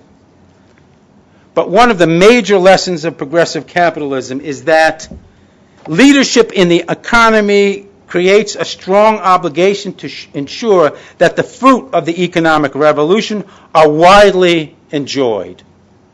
It's good economic policy, it's good social policy. And we have to exercise our leadership, and we have to recognize that catch-up is part of the process. We have to stop worrying about people catching up with us That's our job as leaders to make sure they do, and of course, hopefully get an edge in the next technological revolution. Now, I have a bunch of, and it's obviously penetration and use are not all that it's about. The digital communications network must shoulder all of the social responsibilities that we impose on the public switch telephone network. One of the greatest disappointments of the 96 Act is the failure of fixed wireline competition, because that was supposed to drive prices down and create consumer satisfaction. We have in the broadband market a severe competitive deficit, whether we define it by companies or concentration. Cable dominates the space, and this chart is only for broadband, not what is now considered true broadband, 10 or 25 megabits. So we have a competitive problem. And it's not just a structural problem. We have a series of behaviors that are occurring with increasing frequency that exhibit the market power. Richard says, well, we've done thousands of agreements and we've only had a few small disputes. But actually the disputes are getting more frequent and they involve the most important players. So the company involved in those disputes turns it back and says, wait a minute, everybody else has let us interconnect on reasonable terms, hasn't forced us to negotiate. It's only the four guys with the most market power. We've got a problem that we need to address. The incumbent network operators, and Richard had a couple of these as well, are really jealous of the innovation rents being earned by the edge companies, and they want to tax their profits. The network operators bemoan the comparatively meager market cap that they enjoy compared to the edge companies. But this ignores the fact that the market value of those companies reflects a combination of a lot of Schumpeterian innovation rents and a little bit of irrational exuberance. What the network companies don't do is invest at nearly the rate in innovation that the edge companies do. And I've done these numbers from annual reports. The companies I've included happen to be the ones that the dominant providers always point to. In fact, if you look at the incremental investment, if you look at CapEx above depreciation, the dominant network operators barely add any new capital to the network. The return of capital is just being replaced. In fact, the largest and most dominant network operator is disinvesting, is taking more capital out than it is putting back in. How do they do this? Well, they do this by raising prices, increasing profits. You've all seen this graph. This is the increase of cable CPI above inflation. It's one you see all the time. But I've added a few things to this graph. If we put on the same graph basic rates, cable rates, CPI, I put on two regulated services, electricity and telecom, and then I put on, in addition, some of the digital services. And what we see in this graph is the stark contrast between a sector that drives prices down with innovation and one that drives prices up with price increases, profits up with price increases. We also see why we don't want to be stuck with the flat line of utility regulation. Finally, the network operators have done a miserable job of satisfying consumers. Video and broadband services are the lowest ranked among 48 sectors, and the dominant cable operators are the worst of the worst, literally surpassed by all but one or two of the other companies in the country. But let me finish on a more positive note. The transition from a gilded age in which we live to a golden age in which we want to live is perilous, but we know by studying history where we have to go. We need policies to create coherent growth that generates increasing externalities, production, and employment. Edge versus center, entrant versus gatekeeper, innovative versus rent collector, open platform versus vertical walled garden. We have to favor what has worked in the installation phase of the revolution: the edge, the entrant, the innovator, and the open platform. Capitalism has actually successfully negotiated 4 of these transitions, but they take time. The last 2 have taken a decade and a half, and frankly, we delayed in starting this transition after the tech bubble burst. But I think we have begun to turn the corner. And if you look at what we have done recently since the financial meltdown, I think we can point to important first steps in the institutional recombination, in antitrust enforcement, in the digital sector, financial services, consumer protection, healthcare, energy, and the environment. We need to do more, but we have begun to move in the right direction. I would say the same is true of the FCC, but they have told me to be careful about ex-party stuff. So let me look back. The National Broadband Plan, the Section 706 finding of unreasonable and untimely deployment, universal service reform, the expansion of the definition of universal service, consumer protection, mobile data roaming, blocking the AT&T merger, suggest we're headed in the right direction. Key issues are on the table: network neutrality, the IP transition, releasing of spectrum from obsolete applications, interconnection. But this commission is treating them with the care they deserve. Here again, the right and the left miss the mark. No matter what the FCC does, it's too much for the right and not enough for the left. And nobody recognizes we're only at the beginning of the phase of institutional recomposition.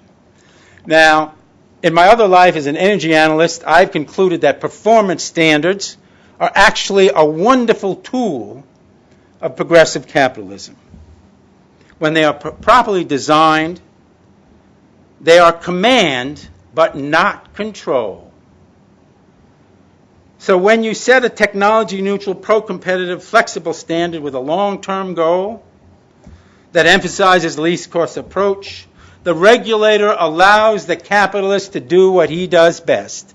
And in all of those proceedings, the ultimate cost of implementing the regulation is at least less than half than the original basic cost estimate.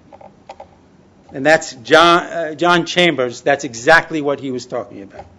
So, in conclusion, it's ironic but appropriate, given my analysis, that the FCC occupies one of the most important policy-making positions to ensure that the core of the digital revolution continues to move toward the golden age by restoring the balance between progressive policy and private capitalist action.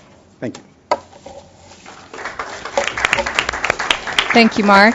As a reminder to those who would like to write in a question, it's livequestions@fcc.gov. And if you would put on the subject line Cooper, if you would ask a question on this particular topic, we'd appreciate that.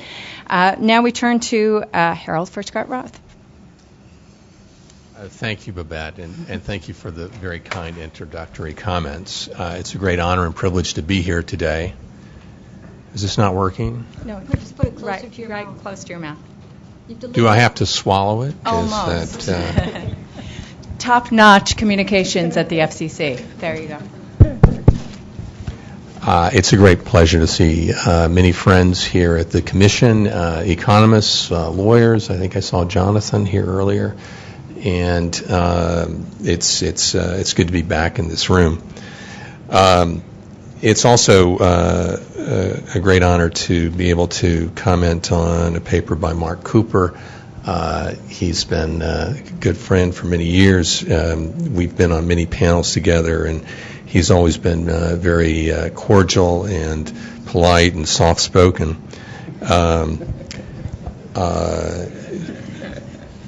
I'm glad to see that he is writing about progressive capitalism.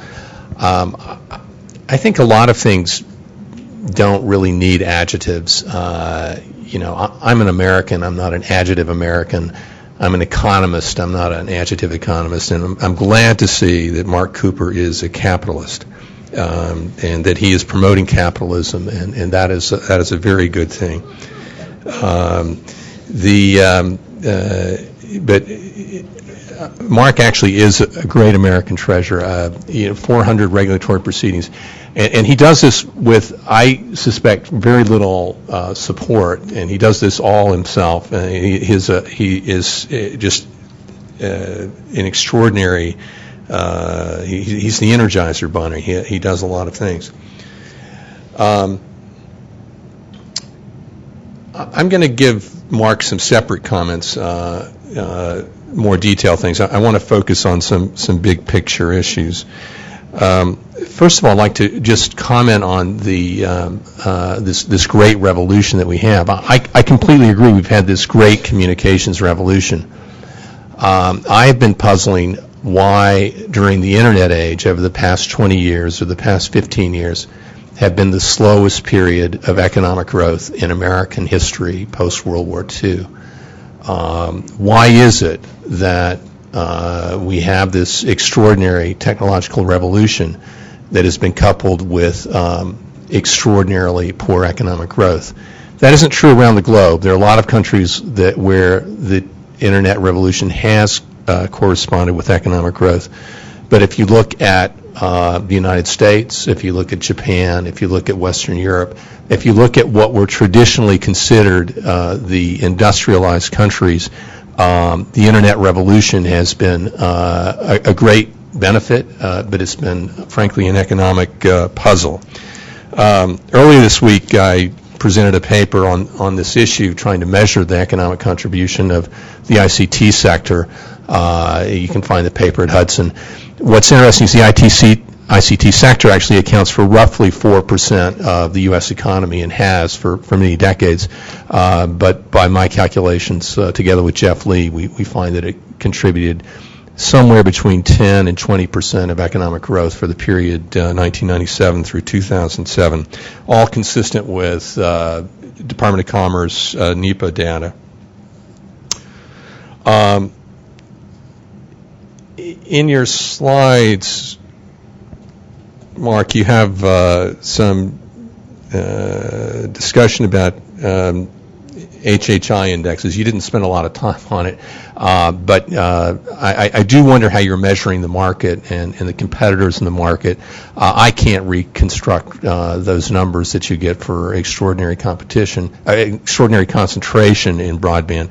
In fact, it's entirely inconsistent with data from the FCC and from the Broadband Mapping Project, which show that well over 90% of Americans have access to 2 or more wireline broadband providers.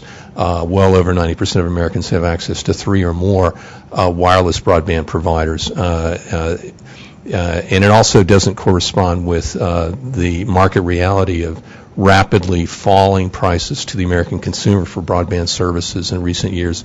And it also doesn't correspond with just the dramatic lack of profits, if you will, for the vast majority of American broadband providers.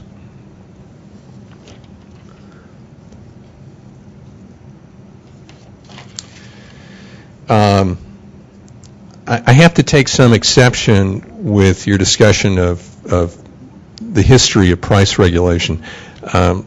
Price regulation was not developed with the Internet revolution. In telecommunications, price regulation was in its heyday in the 1930s through the early 1980s, when every price of everything was regulated.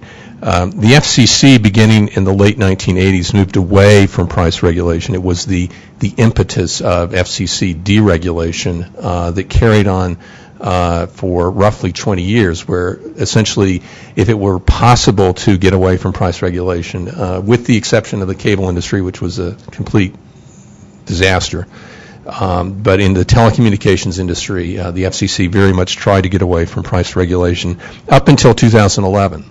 And in 2011, we see the reintroduction of very exacting, precise, absolute price regulation in the October 2011 order.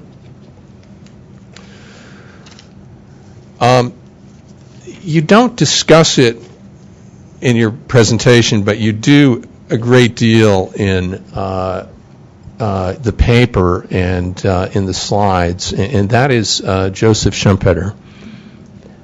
And I have to just comment on the irony of Mark Cooper quoting from Joseph Schumpeter.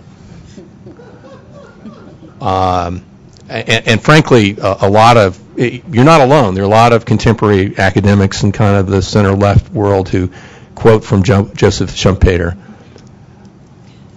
Joseph Schumpeter, I don't think would have had a lot of sympathy for the work you do, Mark. I mean, he was the advocate of big business. And if you look, and I actually just this morning went back and looked at my introductory Paul Samuelson textbook. Paul Samuelson was a graduate student at Harvard when Joseph Schumpeter was on the faculty there, and Paul Samuelson was undoubtedly the most brilliant economist of his age. He didn't get offered tenure. He didn't get offered a position at Harvard because he was Jewish. There was, nor did the whole line of MIT faculty that went to MIT from Harvard in the late 40s and early 50s. Joseph Schumpeter liked big business. He admired big business. He thought that big business was not the exclusive source of innovation in the economy, but a major source. Paul Samuelson, in his best-selling introductory textbook for decades, uses Joseph Schumpeter's work as this straw man to present what he thought of as sort of this reactionary big business view. And it's ironic that Joseph Schumpeter has been rehabilitated in more ways than one to become this source of worthy quote. Schumpeter did very much look at the innovator as being important, but he looked at the innovator as sort of this superhuman, much in the ways Carlyle's view that history can be written as this series of great white men. Schumpeter looked at innovation the same way. He would have liked Bell Labs. He did like Bell Labs. He liked big companies that did a lot of R&D. And while I think Bell Labs contributed to the Internet revolution, while I think Xerox PARC contributed to the Internet revolution, I think much of the Internet revolution was the exact opposite. It was to say that not all innovation is going to come from large entities, that a lot of it's going to come from small entities. And so I'm puzzled. I don't like Schumpeter because Schumpeter is what Samuelson called a sociologist. Wait a minute, I'm a sociologist. He wasn't an economist. There's a role for sociologists, but the two shouldn't be mixed. And so Samuelson was all about numbers, that you could prove things with numbers. And let me just conclude with what I hope you will do with the paper, because I think there's some very interesting ideas, and I think particularly the work you have that illustrates the divergence of the economic success between what you're calling the broadband, the network providers, and how unsuccessful they've been, and the edge companies. And I hope you'll do some more work at trying to tease out why is it that the edge companies have done so well. And you're exactly right, Mark. It is an American edge system. All of the major online companies are American companies. And they've done this with our current and existing set of laws and regulations over the past 20 years. And it begs the question, why tamper with success? Do we really need to change those? And I think if there is an answer for how to do it, I think it needs to be some sort of quantitative foundation to it. And I hope that you'll follow in the footsteps of Paul Samuelson, who I think would have been far more, who would have shared your view of a lot of this, much more than Joseph Schumpeter. Thank you for those comments, Harold. In fact, I think a lot of people think economists shouldn't be blended with anyone. There we go. So, point well taken. With that, we'll move on to Nicole Turner-Lee for her commentary. Thank you, Babette, for that comeback. I didn't know what to say. Thank you, AEI. Thank you, University of Nebraska, for being here. Thank you, Mark, for sharing your paper today. Obviously, the whole concept of the entire conference is very timely, and I think your paper actually contributes a lot to the debate around what is this American digital revolution that we're in. I have to say this, in kudos to Mark. If I didn't know him and I saw that title, I would actually think he's a Baptist preacher. It was a lengthy title, I think very appropriate to his evangelical spirit that I have seen exhibited here as well as in meetings. So you've got to love him for the passion that he has. But I think it's really interesting, the paper overall, because I think it gave a context that if you didn't read the paper as Mark developed, it's really interesting to look at around the whole virtuous cycle framework, right? And what that looks like and how it poses innovation and investment together to give us this idea of the type of ecosystem that we're ultimately going to develop or have developed at this time. And I think as a sociologist, that's a very interesting concept, right, as to how we got to where we are now. And I took, as I looked at your paper, Mark, this to mean that while all of the actors in some way contribute to the Internet ecosystem, should work very complementary to create this very meaningful transactional environment, the edge can be potentially victimized, if not harmed, by incumbents in the ecosystem simply because their goals are not aligned. So I'm actually going to spend more of my comments on this whole split between, I think what you consider the edge to be innovators and incumbents, which I'm going to actually just label what I think I saw in your paper or extracted from your paper, preservationist, right? And how they actually play in either creating the growth or stifling the potential of the Internet. Another nuance in the paper that I actually want to bring up as well is describing the Internet's growth. When you describe the Internet's growth and expansion, you sort of take this position that it's neither the right nor the left that have it fully correct when it comes to cultivating the factors needed to bolster its value. And I think that's very interesting, right? Because on the one hand, you have entrepreneurship, innovation, and private investment as key drivers of the digital revolution, which I think is very true, and which we often see the left ignore. And then on the other side, you see this active policy debate around the role of government in creating an environment crucial to success, which the right tends to ignore. So I think you one of the few people, as Harold said, that actually brings this tension to light, which often is at the center of a lot of the debates that we see here in Washington when it comes to Internet regulation. So I find that to be fascinating because I think depending on which side you are is the side of regulatory framework that you're actually going to decide upon. But as my kids would tell me when we flip a coin, there are two sides to every story. Not every argument is correct, particularly when mommy is putting it out there. And if you work hard, you can justify your point of view, which is what I think you actually do in the paper. So let me start with this juxtaposition of innovators and preservationists. And again, I'm taking the liberty of taking the incumbent model and calling them what I think you're suggesting preservationists. While I found some parts of the paper's argument to be credible, I want to call into question the focus that the edge is the only place where innovation and entrepreneurship occurs. I want to suggest that such an argument is not necessarily true. I would argue that innovation in the network is equally important, or we'd have a lopsided delivery of services. So when you think about technological the revolution, it's important to see how shifts in the culture of use have influenced all of the actors in the ecosystem to change their business models, invest more in innovation, and determine ways to accommodate what is ultimately at the center of these changes, which is the consumer. So whereas I think in your argument you kind of lay out the innovators versus the preservationists, and then by the way there's the consumer, the shift is really occurring because of the consumer demand, right? And so they're really at the center, I think, of the argument that you're calling into question, begging the question of why the pace of innovation and the diffusion of innovation are really important in your paper.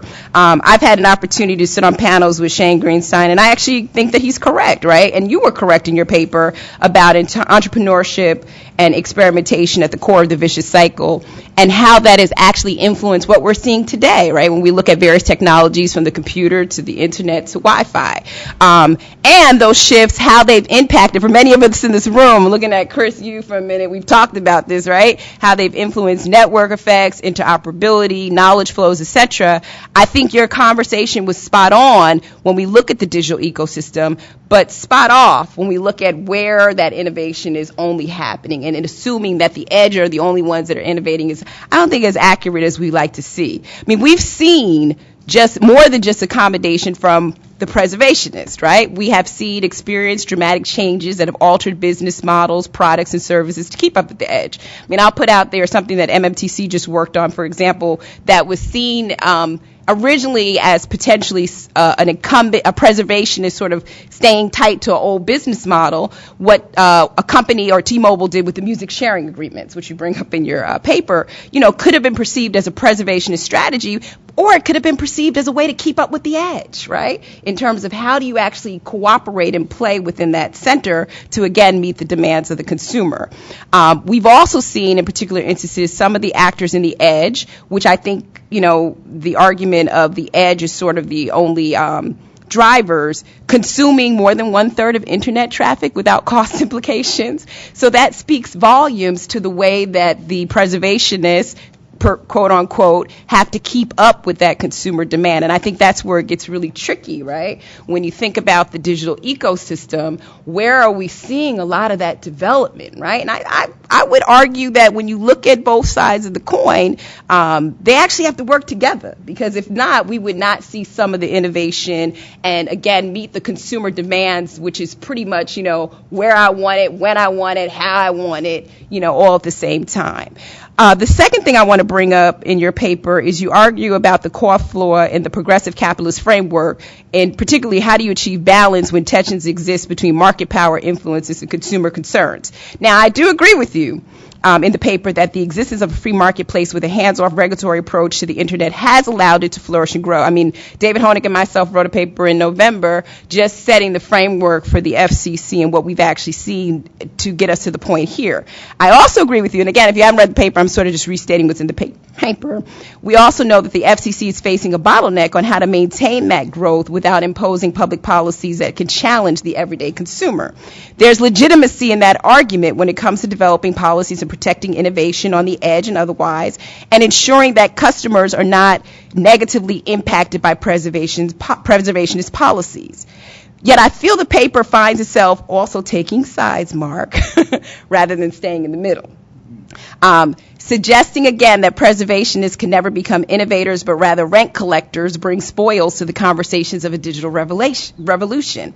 And who's to say that the edge can't come closer to the middle, or in time do not become part of, what you're positioning in terms of preserving or taking on the role of becoming one of those distributors. So I think it limits, again, the movement of people who are on the edge into parts of the ecosystem that essentially, will change, again, based on consumer demand. And we're seeing some examples of it. I mean, Google is put out there that they're trying to move away from the edge to the, I think, there's some viable business cases for why this could actually be interesting.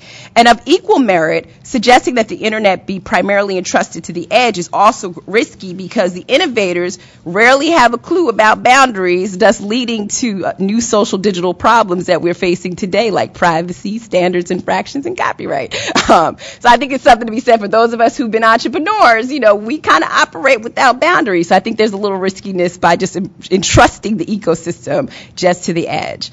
What I think I'd like to see more in the paper then is this proposition for what the middle looks like, and how do you achieve the balance of progressive capitalism that you want to see in making the market work, while at the same time ensuring that consumers are protected.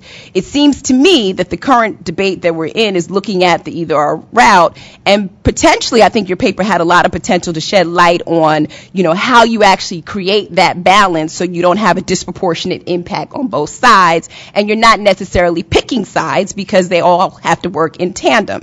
I don't know why I thought of this in the middle of the night as I was reading your paper, Mark, but I've never been in a hurricane, but sometimes I've heard that the middle is probably the best part to be in, and not necessarily only on the edge just because of all the noise. And so at some point, as we're having this debate, determining that certainty and that level of foundation and framework, I think is really important. Just a couple other things, and I know we're going to end. Oh, good. I'm almost at time, so I got like 2 minutes. Okay, a minute. So I just want to say I thought your paper was very interesting. I think it looks at the beauty of the innovation from its full beginnings, gives us some idea into how these actors work together. I think it's fair to say that, and I think Harold kind of hinted at it as well, determining, it's one thing to show this juxtaposition. It's another thing to jump in onto one particular side. So figuring out how you balance that argument so that we come out in a place where we have, and I think you say it in your paper, but you didn't say it as much in your presentation, our ultimate goal should be the achievement of ubiquitous broadband deployment, enhanced consumer protections, and transparency. So the conversation going forward is, how does this framework of what we're actually seeing on both sides of the debate actually contribute to policies that enhance where we want to go in terms of those very important factors, particularly in the case of consumers, where we still experience huge disparities in broadband adoption.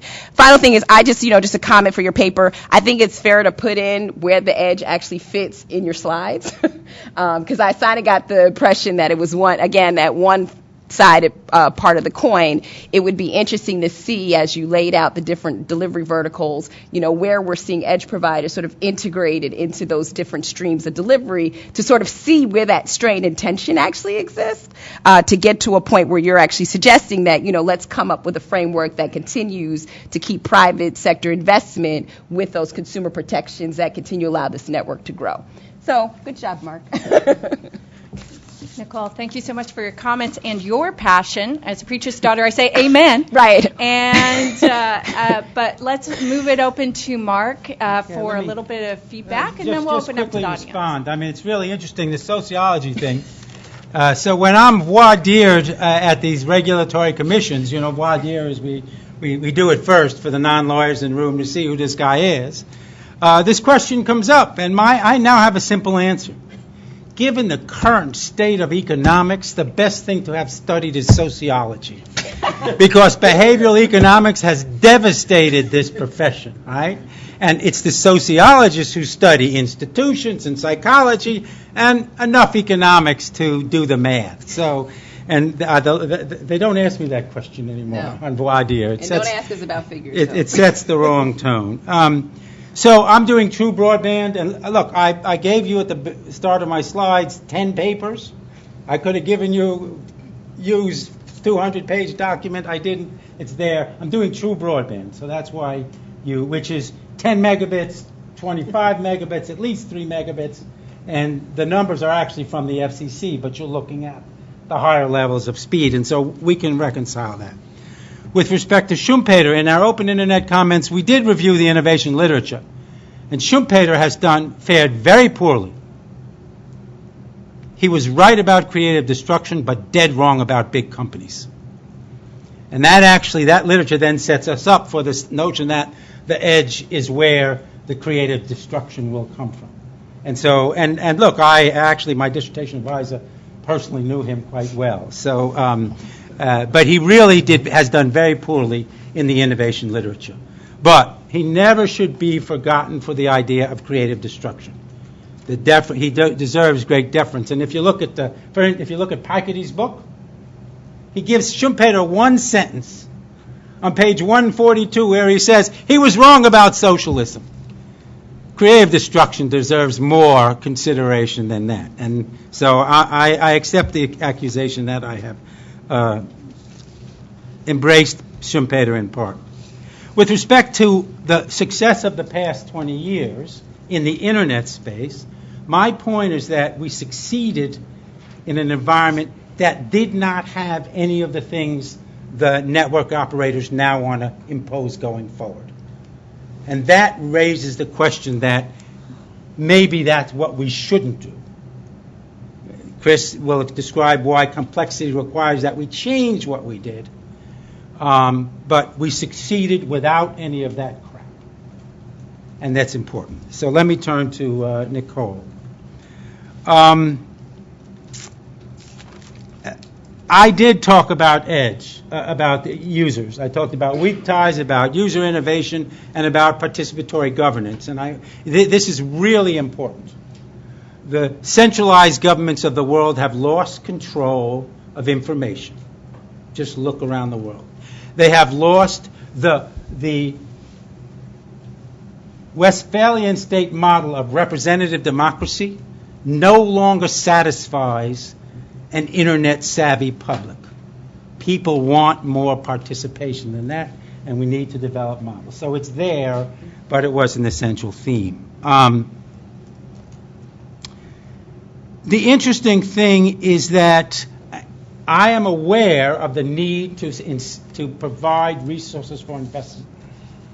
But the thing we can't let happen is have the people with control of bottlenecks, market power, distort the incentives to invest. And so economists will say we have to keep the marginal decisions clean and fund it with taxes that don't affect decisions at the margin. It's tough, but that's ultimately if we could find a way to do that. And the problem is we can't leave it to the people who have an interest in raising the taxes. And so we're going to struggle with that. Having testified in those 400 proceedings, I am a firm believer that the first job is to make sure that cost cover, to the extent possible, we recover the costs from the cost causers.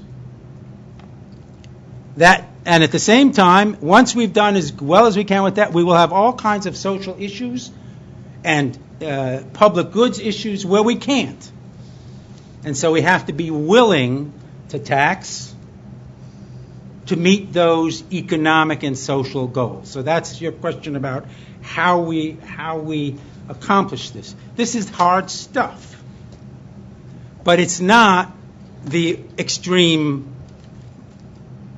free market model, and it's not the extreme utility regulation model. And I have occupied that space, and the center is not calm. Make no mistake about it. The center of this particular hurricane is not calm, but it is really the place we need to be, and we need to keep the hurricane moving, in my opinion, in a progressive direction. Thank you for that, Mark. Are there any questions from the audience?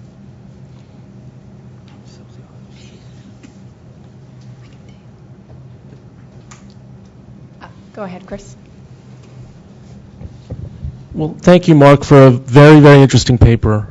The only quibble I'd put out is your characterization of the Schumpeter literature, I think, is correct, that big companies aren't always more innovative. There's a contrary conjecture by Arrow, which is that small companies are more innovative, and there's a literature that says that hasn't fared very well either. And there's a huge empirical literature in the Arrow versus Schumpeter debate where we actually don't know very much.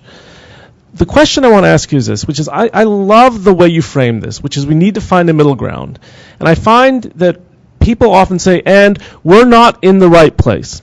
I'm willing to accept the way you set up the problem that way. But the hard question is, how then do we strike the balance? To say we need to go that way doesn't help us say, okay, so where should we stop when we start moving that way, and how do we frame that all up? And what I'd really love to hear more from you is a more systematic, the hard cases that are waiting for us. As we start moving off what you think is a clearly erroneous point, how do we start thinking about this in a way that we understand the way you set it up? There are people who think we should never stop moving in one direction or the other.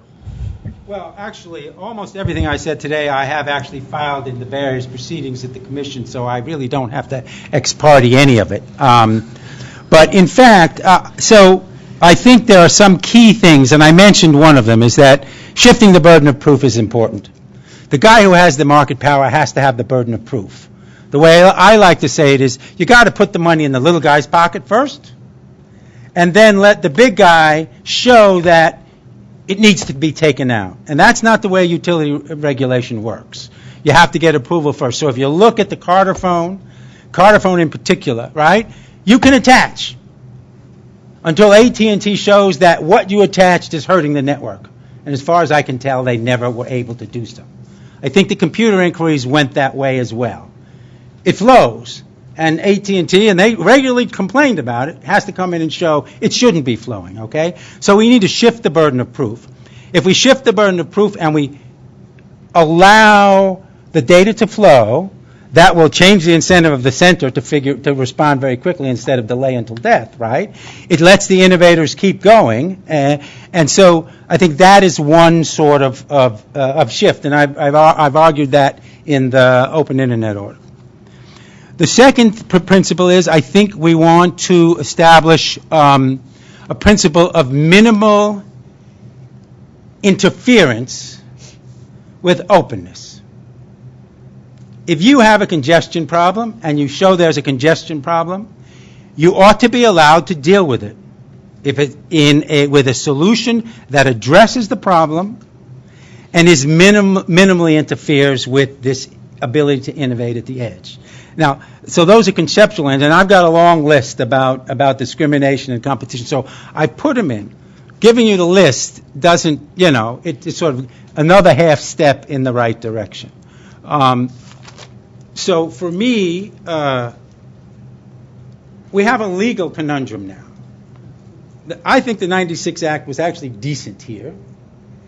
A lot of toing and froing and mud wrestling has driven us to a point where the FCC is now looking at the question of, can I get this job done, or do I lack the adequate regulatory authority to do so? And that's what I said in my comments. The FCC should do everything they can to preserve the system we've had, but without the pollution of the things that people want to do.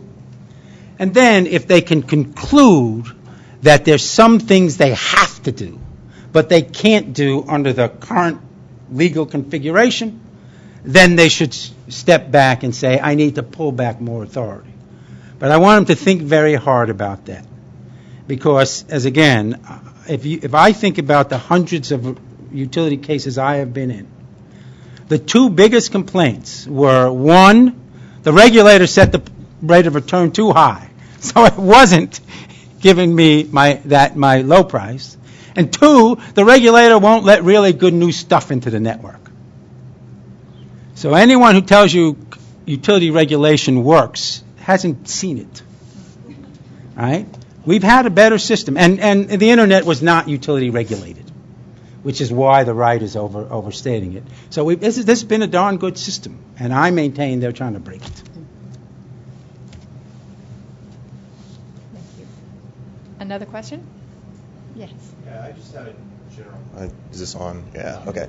Hi, Will Reinhardt. I'm just wondering generally this model you've talked about. I need to read the paper more extensively, but you talked about this model between the kind of the core and the periphery, or edge providers and core providers of some sort. But in the last 5 years or so, the entire network has changed pretty dramatically. The tier 1, tier 2 kind of network framework that we've talked about that is very hierarchical has basically gone away, and now we have CDNs, which are almost universally owned by these hypergiants, which you'd mentioned. So I'm wondering if that change in the last 4 or 5 years, which has been pretty dramatic in the network, actually has a change in the way in which you've been thinking about this, and specifically this model you've been talking about. Well, the interesting thing is the CDN, and Richard mentioned the CDN. If you read the 96 Act, the first sentence of the 96 Act says essentially CDNs are nirvana. They wanted private sector people to deploy infrastructure facilities for the purpose of competition that would lower prices and improve service quality. So let's be clear. Those private facilities deployed as communication facilities are exactly what Congress wanted to accomplish, at least in the first sentence of the Act. So second of all, the breakdown of the peering model, I explained simply as the following. Until it mattered, it was easy to do private negotiations. Now that there's asymmetric networks and big guys and little guys, that system has broken down. And so now the legitimate question is that given these disputes and given asymmetric flows, the question becomes, don't tell me it worked. That one worked. The question is, how do we make sure it works going forward? So there's been change. But to me, the most remarkable thing is the ability to go from 0 to 41 terabytes or whatever a month We go from really skinny little emails to this incredibly rich array of exaflood of bits, all under the Internet Protocol. My goodness, it is the greatest engineering feat in this history of the species. We don't give it enough credit. So yeah, there's been change, but I'm not ready to say it's beyond its capability if we keep preventing people from mucking with it.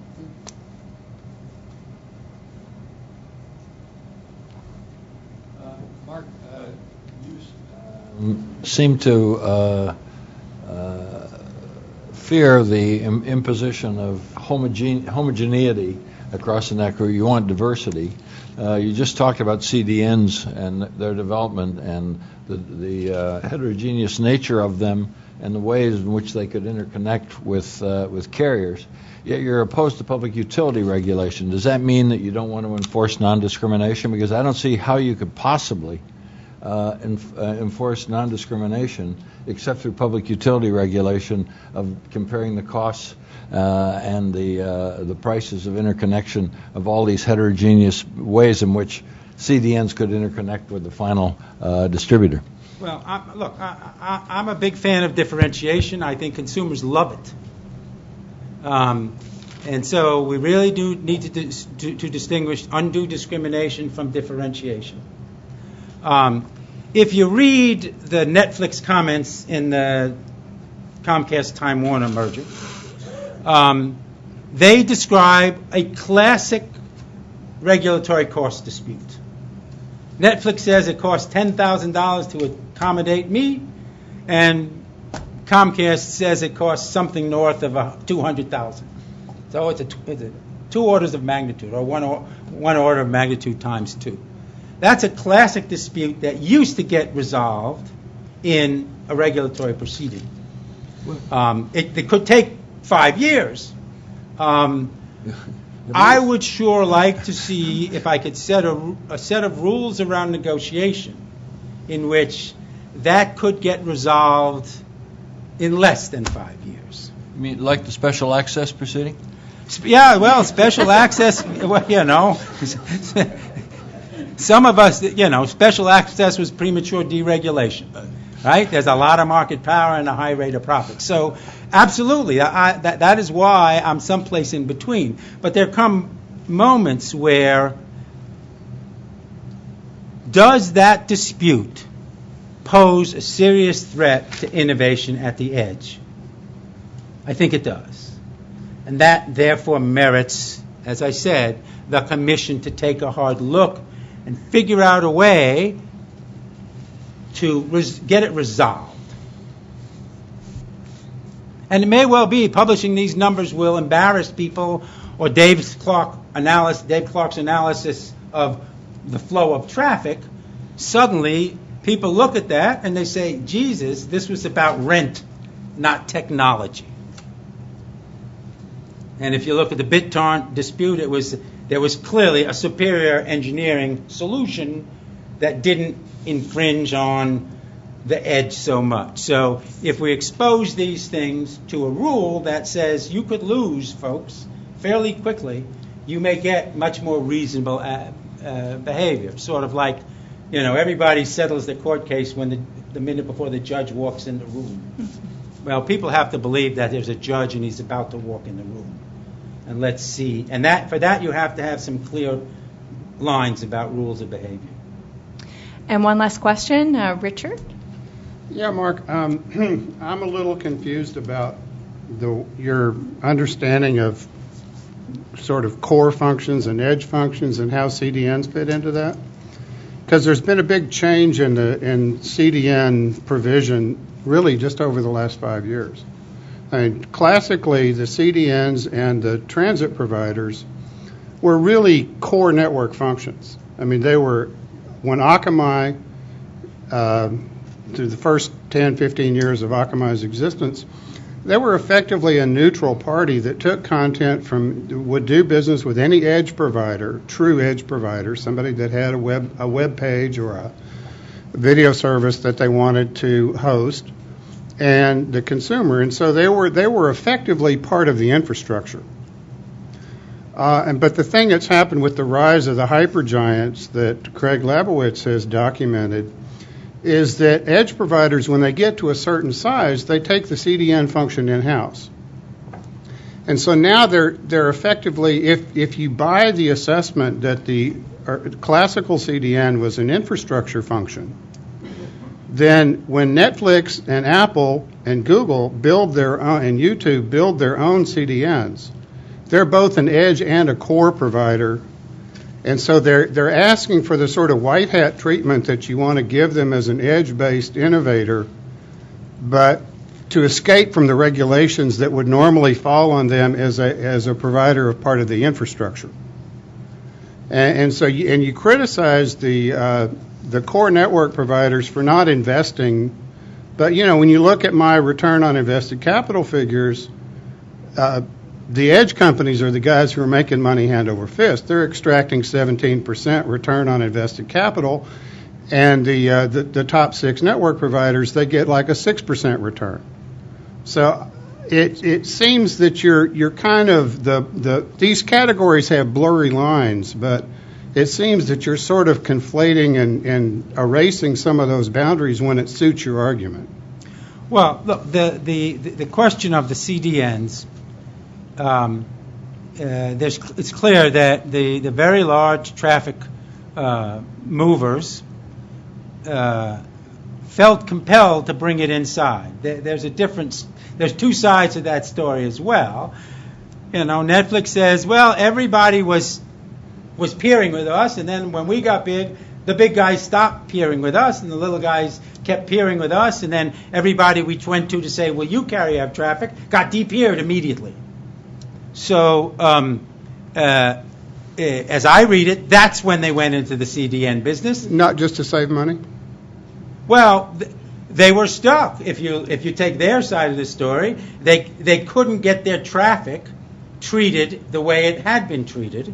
And so their last offer was, they said we went from here to here to here, and everyone we went to suddenly got de-peered because the network operators wanted to get the rent. Okay, and then their last offer was, look, we'll build our own CDN.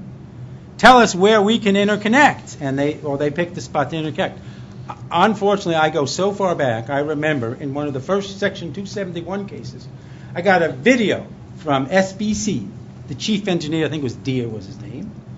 He showed you his closet and said, no one but a telephone company employee can ever walk into a central office. There's too many wires here. The answer is that, now that was the wrong answer, and eventually we got it, but for other reasons it went away. So that as I understand it, there's two sides to this story. And that the question of whether the CDN should be considered a network function. And you know what? There's a proposal to define this as a new form of telecommunication service. The Mozilla proposal. Although Mozilla is soft and hard. I think hard is an interesting case. And I think people will be all over the map. Do you want to define that functionality as a network functionality? Regulate it, but only that. See, people always assume, well, if you regulate that, you're going to regulate it. No, you could regulate that functionality. Let's remember, the Internet was never regulated, or the computer inquiries were never under Title II. So for years, you had Title I authority over here and Title II authority over there. It never bothered anybody. You didn't have to be one thing. Different functionalities had different regulatory regimes. But it is an important question. And the problem here is the minute people say, let's ask the question, one set of people say, we're going back to 1934. We're not going back to 1934. Hopefully we're going to 2134. And not 1984. So with that, we are going to wrap it up. And continue this discussion perhaps during a break that we won't have. We do have some questions for the Internet. They're largely definitional, so I'll pass those over to the speakers when appropriate. But I do want to take a moment to thank our speakers, thank our discussants, and for this lively conversation.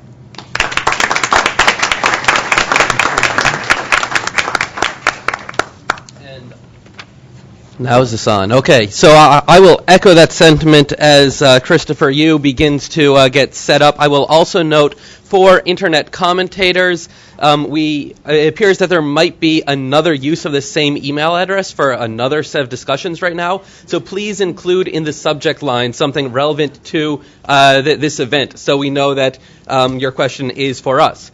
So I'm going to be very brief in introducing our next panel because everyone here is quite well known. Our presenter is going to be Christopher Yu, professor of everything, law, communications, computer information science at the University of Pennsylvania, a very, very well-known commentator and expert in this field.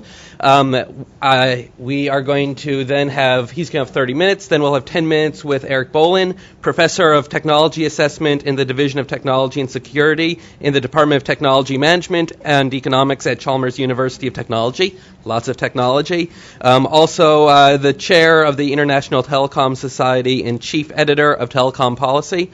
And then we will have Gene Kimmelman, who I think it's very appropriate. He will be the last official speaker, incredibly well-known, chairman and CEO of Public Knowledge, previously served as the director of Internet Freedom and Human Rights at New America Foundation, and before then, he was chief counsel at the Department of Justice Antitrust Division. He was my chief counsel. I was there in the Antitrust Division at the same time. All very well-known. Christopher, to you. To AEI Nebraska for inviting me, Gus. I really appreciate the chance to be here, and thanks to Jeff. Thanks to Eric and Gene. Let's get at it. So I'd like to change the direction of the conversation. And the funny thing to me is we spend a lot of time looking at data and talking about looking backwards, basically, and seeing what we can learn from the past. And don't get me wrong, I think that's a very valuable exercise, and that the paper I presented at the last one of these done with Penn State was exactly that. It was a comparison of the U.S. and the EU mapping studies, which in my opinion have been completely underanalyzed. And in fact, if you want to, that's all available in the proceedings from the last April, and I'm happy to talk about that more. But what's interesting to me is I would like to think that given the topic is regulating the evolving broadband ecosystem, it should be forward-looking. We should think about evolution of the ecosystem, and we should think about it as an ecosystem. That is a systemic level analysis, because what makes the things like networks so interesting is they have these complex interactions that go beyond what can simply be studied by looking at something in isolation. And so if you want to think about this, I want to think about regulatory and sort of architectural change. Sort of the classic parameters, not looking backwards, but actually looking forwards and saying, under what circumstances might we want or expect the network to change in a good and a positive sort of way? And second, how should regulators anticipate, deal with, and accommodate the inevitable change that goes with it? Now, the problem with this is we need theory. Do I have slides? Okay. One of the most interesting aspects to me about this is the framing of the way the open internet debate has happened, which is they say there are certain features of the past internet that were key to its success that must be preserved. Because they were key to its success, it must be preserved. And every time I hear this, I always have the standard disclaimer that every financial advisor ever gave you, which is past performance does not guarantee future results. And what they're really saying is, yes, what happened in the past will happen in the future, all things being equal. But the problem is, things are never equal. Well, that doesn't mean we can't learn anything from the past. We actually have to have a theory of what things matter in terms of being equal and what things don't. That is, have things changed? Of course they have. Have they changed in a material way that should alter the way we look at it going forward? But then you need a theory about what's material and what's not. And what's been striking to me is that really hasn't developed in the literature. We haven't developed heuristics or analytical tools for analyzing what makes an architecture look a certain way. And without that, we can't evaluate what kinds of changes might lead an architecture to evolve in a different sort of way. And in that case, if I accomplish nothing more today, I'm about to put out one explanation about it, but if I accomplish nothing more today than convince you that that is important, I would invite you to critique my model, generate your own model, but it is important that we think about the network architecture and therefore the regulation that has to go with it as a dynamic concept, not a static concept, and to understand, to develop ideas about how that's going to happen. Okay. So let's talk about the theory that I have. So what's really inspired by is there's a wonderful classic book called The Mythical Man Month by Fred Brooks. Fred Brooks developed the first modular computer system called the IBM 360. And in fact, he developed a system where he wanted every developer as part of the system to know what every other part of the developer in the part of the system was doing at all times. Because if you've got this complex systems, you have to understand everything. Well, they said that the manual to explain what other people were doing in the design of the system was about 6 feet tall within about 2 months. And it took you, back in the days of real paper, 3 hours to file the system updates every time they came through every single day. And this is the real insight that Fred Brooks had. The reason it's called the Mythical Man Month is they said, okay, the project was behind. Let's throw more people at it. Well, it actually turns out throwing more people at it slowed it down. Why? Because the cost of coordinating people across different tasks was more expensive than the productivity they brought. Is because all these things related on everyone else, and then by adding more people, you've all seen the diagrams of Moore's Law, boom, it goes crazy. So what the thing they discovered is that, in fact, what we need to do is simplify this with architecture. Now, there's another aspect of this that happens with that they found in this depends on based on the information that flows. And the easiest way for me to think about this is in terms of interdependencies. Certain tasks are highly interdependent. Certain tasks are not. So let's a classic thing. One of the great architectural innovations, in my opinion, is the USB port. Now when you buy a printer, you do not have to run to Radio Shack to buy the new 13-pin or 17-pin or God knows what printer cable to make it work with your system. We now have a very simple interface that goes between them. Now what's interesting is, within the printer, there's a lot of tasks that are highly interdependent. What does that mean? If it's an inkjet printer versus a laserjet printer, the power source, the sheet feeder, all those things are going to have a huge impact on each other. On the other hand, the format that the document takes coming in, not so much. And so understanding which tasks are highly interdependent becomes a very, very important process of designing an architecture. And it helps you decide where you can actually segregate different items. Now, the most interesting way that they say this is, imagine that you had 20 pieces of information that have to be exchanged. And each of those had 10 possible values, what we call states in computer science. And so if you want to test this, you would have to test not only all 20 factors against each other, but every combination of possible state, all 10 states against each other. And it leads to what in the literature is called a combinatorial explosion of testing. That if you have an unbounded number of tasks and an unbounded number of states, it just gets worse and worse and worse. Second problem, if the tasks make what's known as a cycle, that if A depends on B, depends on C, depends on Z, depends back to A, you actually can't calculate it. What you need to do is start with a given set and do iterations until it stabilizes. And then you need to do iterations on every possible starting position. I've got wonderful stories I can tell you of nightmares what happens when you don't do this right. And in fact, it becomes a calculated mess. So what's the possible solution? Well, what they did is you draw on Herbert Simon's work of near decomposition. And Herbert Simon realized that we need to break complex systems into separate blocks where the highly interdependent tasks are clustered together. And you find what they call the thin crossing points, where there's very weak interdependencies between tasks, and those become the breakpoints between the modules. And that way, anyone who works within a module, if you change tasks A, B, and C, well, you're changing them all together. You can change within the module. But then because the weak interconnections go across are very, very thin, you don't have to worry about a huge number of impacts on other systems. And that, in fact, to do this, you need some very strong rules. We're going to have these two interdependencies go across systems. What Fred Brooks said when he actually heard this stated, it's through a theory called David Parnas. David Parnas pioneered an idea called information hiding. That all information associated with tasks that you are highly interdependent are hidden within the module. Well, how do you do that? You do not include any information about those tasks in the interfaces that bridge between modules. So you can make any changes, but because the information only passes through the visible information, those tasks cannot affect other modules, period. That's the theory. Okay? And so you choose which interdependencies matter, and you include that in what they call the visible information, which is the information contained in the interface. And Fred Brooks looked at David Parnas and said, really? You mean that if there's a piece of information in the next module over that I could use to make my system work better, I can't go get it? And the answer was yes. Why? If you don't restrict the amount of information and interdependencies that can pass, you go back to your combinatorial explosion problem. You have to test all these possible states, and so you have to cripple what you're doing to make that work. And so you have this issue where you actually create a limited amount of information that passes through the system and make it to try to make it work. And what that means is it really puts a strict limit on the way the modules can interact with each other. And that is feature, not bug. That is what makes it possible. Let's just simplify the system. Because if it's an arbitrary number of ways they can interact, you really haven't simplified anything. So that's what the whole idea is.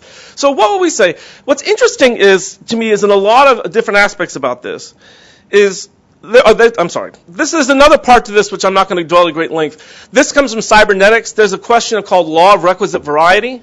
They said if you have a feedback system, which the internet is basically, if you're going to have 5 possible ways the world could disturb you and you need to go back to what they call equilibrium, you're knocked offline, you got to get back online, you better have at least 5 different levers to pull to get yourself back in the line. If you only have 4 levers, one of those problems is not going to get addressed. And so this is the interdependencies that I think of as a supply-side determinant. This is the environment. This is the demand side. The more complex the environment is, the more levers you need to pull. And in my opinion, what that means in the modularity context, the more information you need in the interface between them to actually signal the different modules to actually get it back in equilibrium. It'll come up a little bit, but that's not a major part of what I want to do today in the limited time that I have. Okay. So here's the character. So this is the solution. We're going to create these modular architectures. And in fact, what it tells us is that the structure of the architecture is technologically determined by the interdependencies and by what people need, about the number of disturbances in the underlying environment. And that'll determine how you design, where you put the modules, how you divide them up, where the interfaces are, and the information you put in between them. And that's a pretty powerful idea.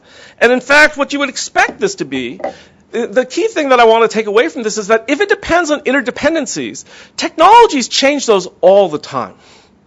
And so what this should tell you is this should not be a static structure. Architecture should change as the technologies change over time, and architecture should change as the demands being placed on it become more heterogeneous. And that, in fact, or if it becomes more homogeneous, you expect it to consolidate. But there should be a contingent quality about this where we can analyze the factors that will lead to architectural change.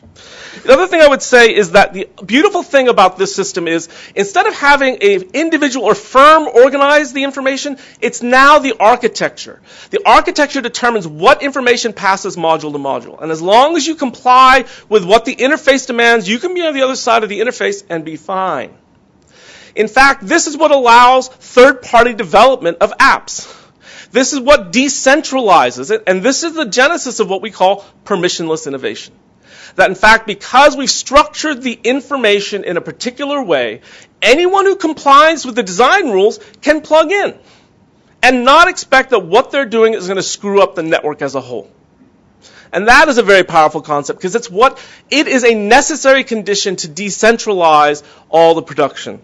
And the other thing I would say is every architecture reflects trade-offs. What's interesting to me in this is if you read the modularity literature, is that generality usually trades off with efficiency. To use a really dumb example, if you ever have kids, you'll walk into a baby superstore and you discover all of a sudden there's a bunch of things you needed to buy that you never knew existed before.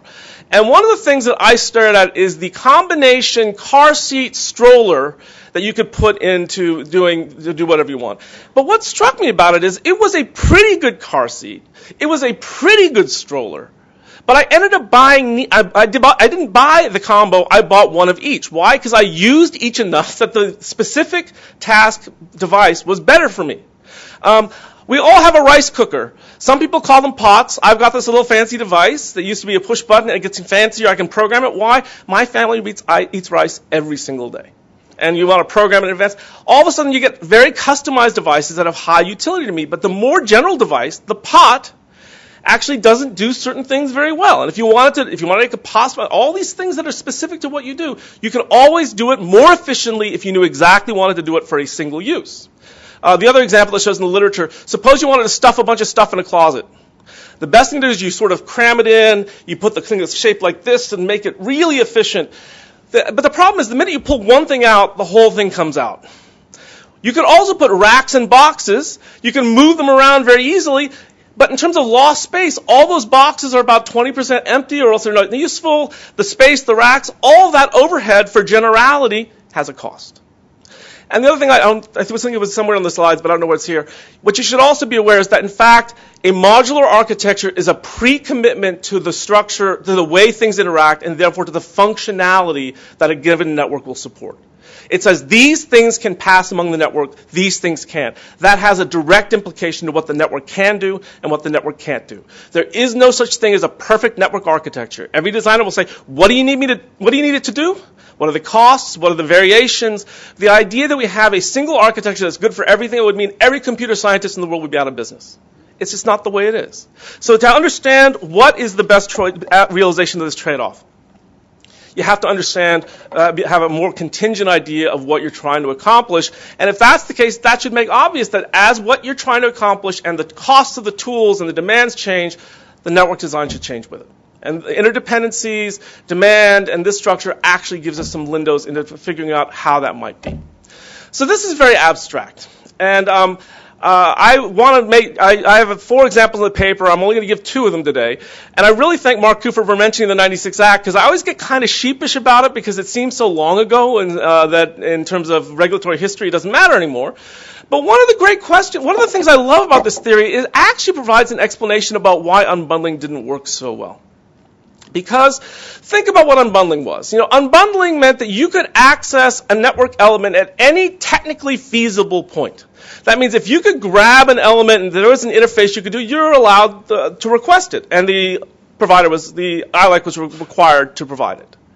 The second thing is the elements that were subject to this were done basically by economic analysis, and it's the necessary and impaired requirements. Effectively, it was a natural monopoly analysis. That is, what are the cost characteristics of this? Could it be duplicated? And if not, you get access to it.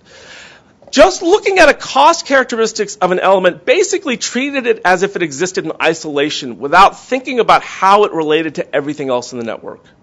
And one of the interesting things about the interdependencies analysis says, you just can't do that. You can't just look at what the capital cost of putting that pipe in was. You actually have to understand how it relates to the other parts of the network.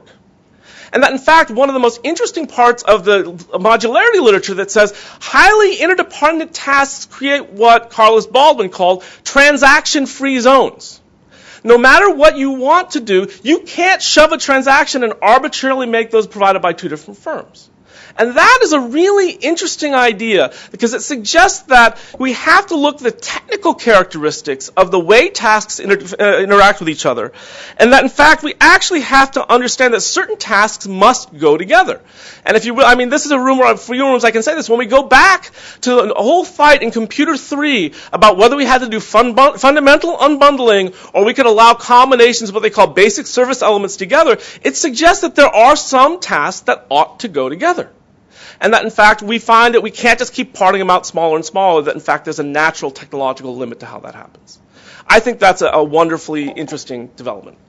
The other part, the other example I'll give you is the big one now, which is Internet Protocol. This is the magic system. The network layer, specifically the Internet Protocol itself, is the spanning layer. It is the interface that everything must speak to make the Internet work. And so, in effect, it may be one of the most successful modular technologies we've ever done. So what's fascinating to me is if you read the engineering literature, there's been a lot of compliments to this. They're all well-deserved. It's scaled. It's done things that was never imagined by the designers. It's grown incredibly well. There is a thread in the engineering literature that says there's actually a bunch of things it doesn't do very well. One of the classic things, basically the characteristics of a TCP/IP, it's a point-to-point architecture, which is not as effective as a point-to-a-multi-point architecture.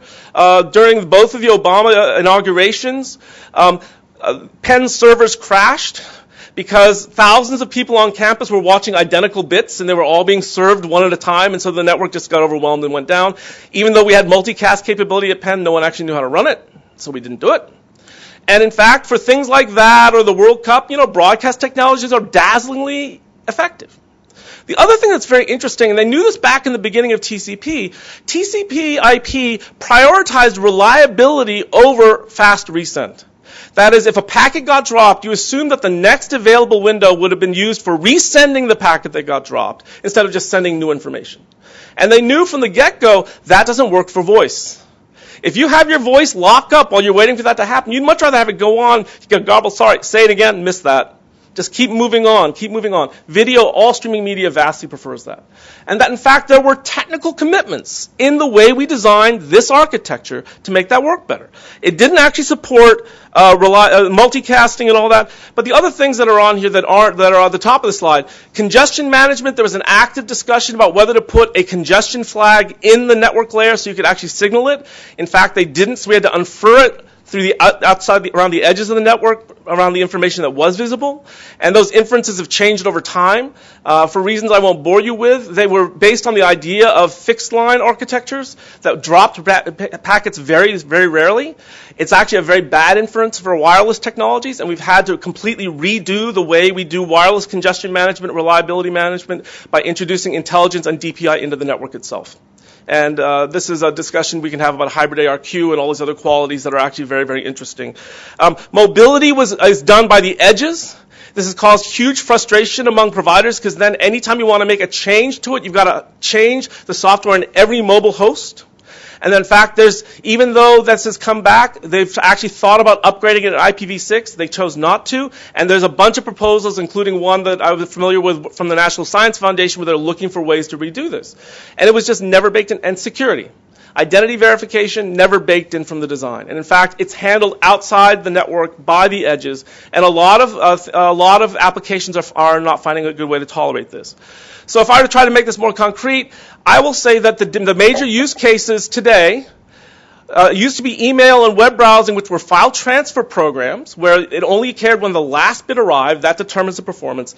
We have a whole bunch of new applications that care a lot about when the intermediate bits arrive. Think video. But what struck me more is how much of the current debate about internet policy is focused on video, which is a high bandwidth, latency tolerant, that is, you'll let it buffer for a few seconds as long as you get a stream. Once it starts going, it's steady. Application. I thought about other cases. Financial services do not require significant bandwidth. What they require is microsecond latencies, guaranteed delivery, and ex-post auditability.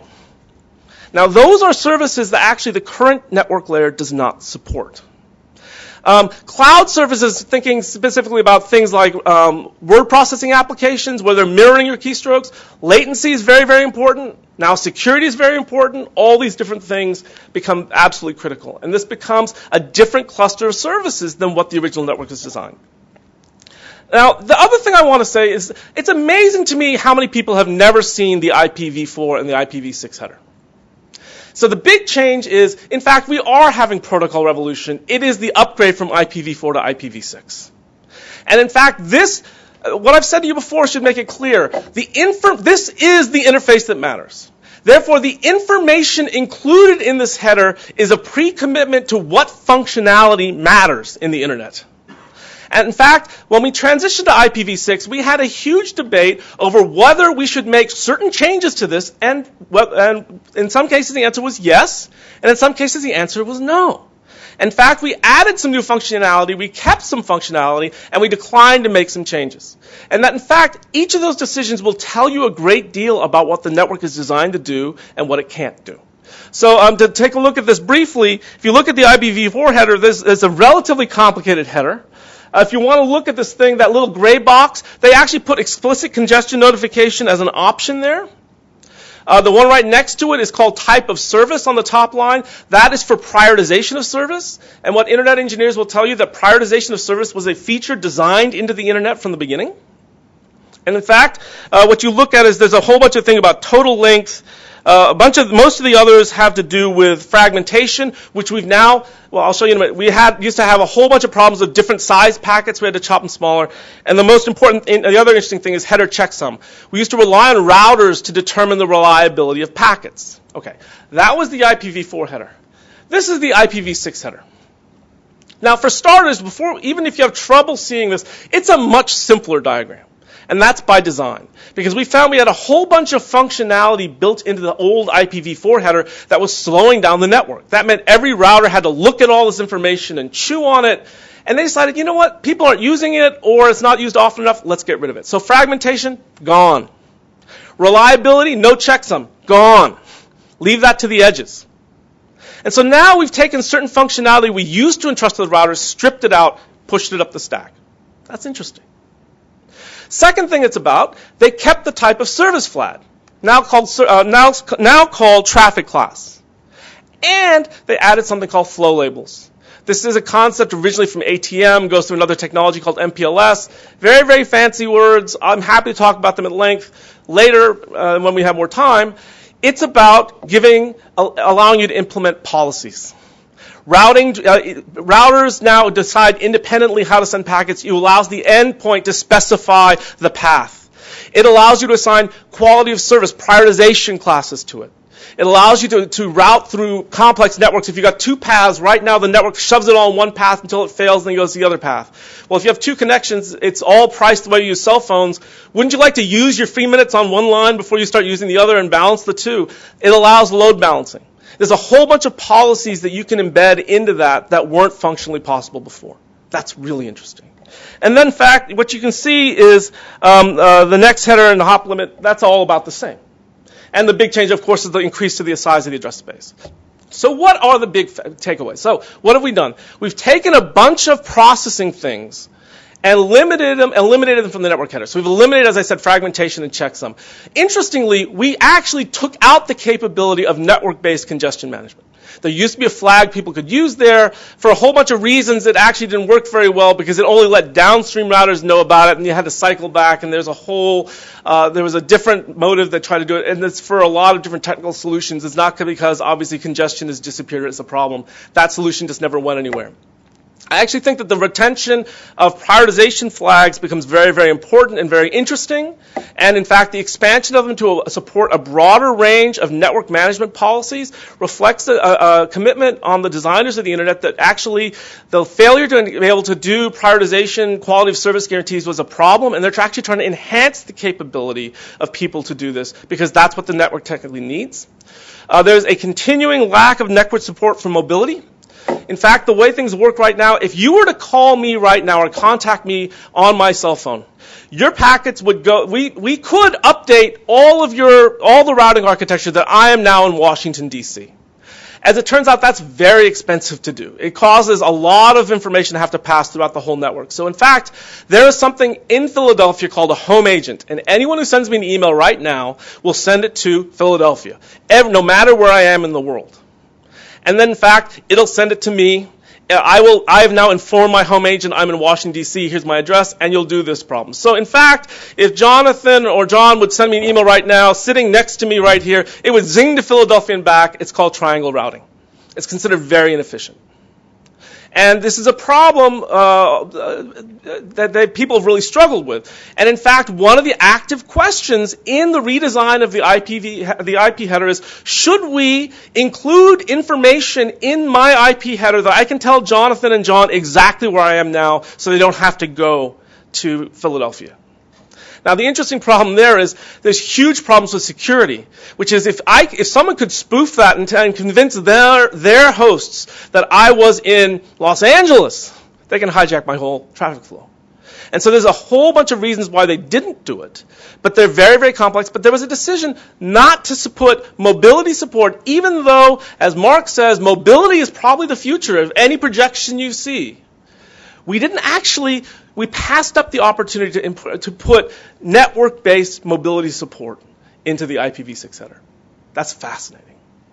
And then the last thing I'd say is the continuing lack of network security. There was a huge push for real identity verification, source verification. It led to IPsec being retrofitted back into IPv4.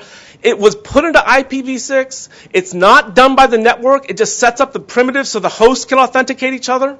There are a bunch of proposals so the network layer authenticates you, that as you pass through the network, it's all digitally signed, not implemented. And what's fascinating to me even more, IP security is now optional in IPv6, which is one of the big shockers to me. It actually happened just a few years ago. So what we see now is pressures from different technological changes and also the way that the people are using the network have changed the way this goes. What are the conclusions I would draw? Simply, every architecture represents a pre-commitment to which interdependencies matter and should be shared with different actors in the stack. And the implication that goes with all that should change over time. It's dependent on technology. It's dependent on the way that people are using the network. The second thing I would say is all architectural pre-commitments involve trade-offs. You have to decide what the network's going to support or what it's not going to support. Because if you try to make it do everything, we're back to the basic problem of complexity, which explodes on us. And third, I would say, is that, in fact, this gives us a basis to say this should change over time. Now, don't get me wrong. I'm not saying every little change we should redesign the network. It's very costly. But to say that it should happen rarely doesn't mean it should happen never. That there are moments, IPv6 being a very clear one, where we simply ran out of address space, gave us an opportunity to do it. Someday, somewhere out there is another moment where we're going to have to do that again. And instead of when we see a proposed network change, we're going to have to understand how to interpret it. Is this an attempt by a player to increase their bargaining, use the regulatory process to increase their economic bargaining position so that they get a better deal? That's a possibility. Without the heuristic to recognize when it might be reflecting legitimate pressures on change, we have no real way of assessing that. What's fascinating to me is I've heard Shane Greenstein's name mentioned several times. Very well known here, member of the Open Internet Advisory Committee, wonderful, wonderful scholar. The work he's talking that I think they're citing, he actually had one on a paper on what does innovative health look like. And one of the things he says is a sign of innovative health is experimentation with new standards. That, in fact, he would regard the fact that we have one standard that we regard as ever was, ever shall be, as a sign of innovative pathology. That, in fact, it doesn't mean that we should grab every new shiny object we see, but it does mean that we should be at least somewhat tolerant at suggestions that we may need a new architecture. And I think that that's the heuristic move I would like to encourage. If you're looking for the future, the task I was given, the future regulation in the future, I actually think that putting a dynamic element as a purposive analytical matter into regulation is one of the best changes we could do.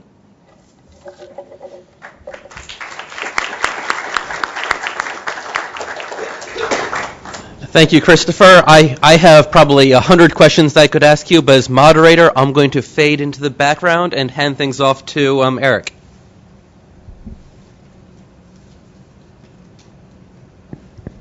Okay. Thank you very much, Christopher, for a very fascinating paper. I encourage workshop readers, if you not take a look at this paper, try to read it. It's a very demanding paper, 85 pages, and not length, but really the content. And it is really a very interesting paper. And you heard the presentation, which the paper goes much more into the theory. Now, I would like to give some perspectives on the paper, though, and try to raise some questions, and make some statements, assertions of my interpretation. So, what the paper tries to do is to offer a theory of network architecture change by using models primarily developed by Herbert Simon and others in the computer science field on decomposition. And by that theory implicitly suggests ways forward for future regulation. Now, does the paper come all that way?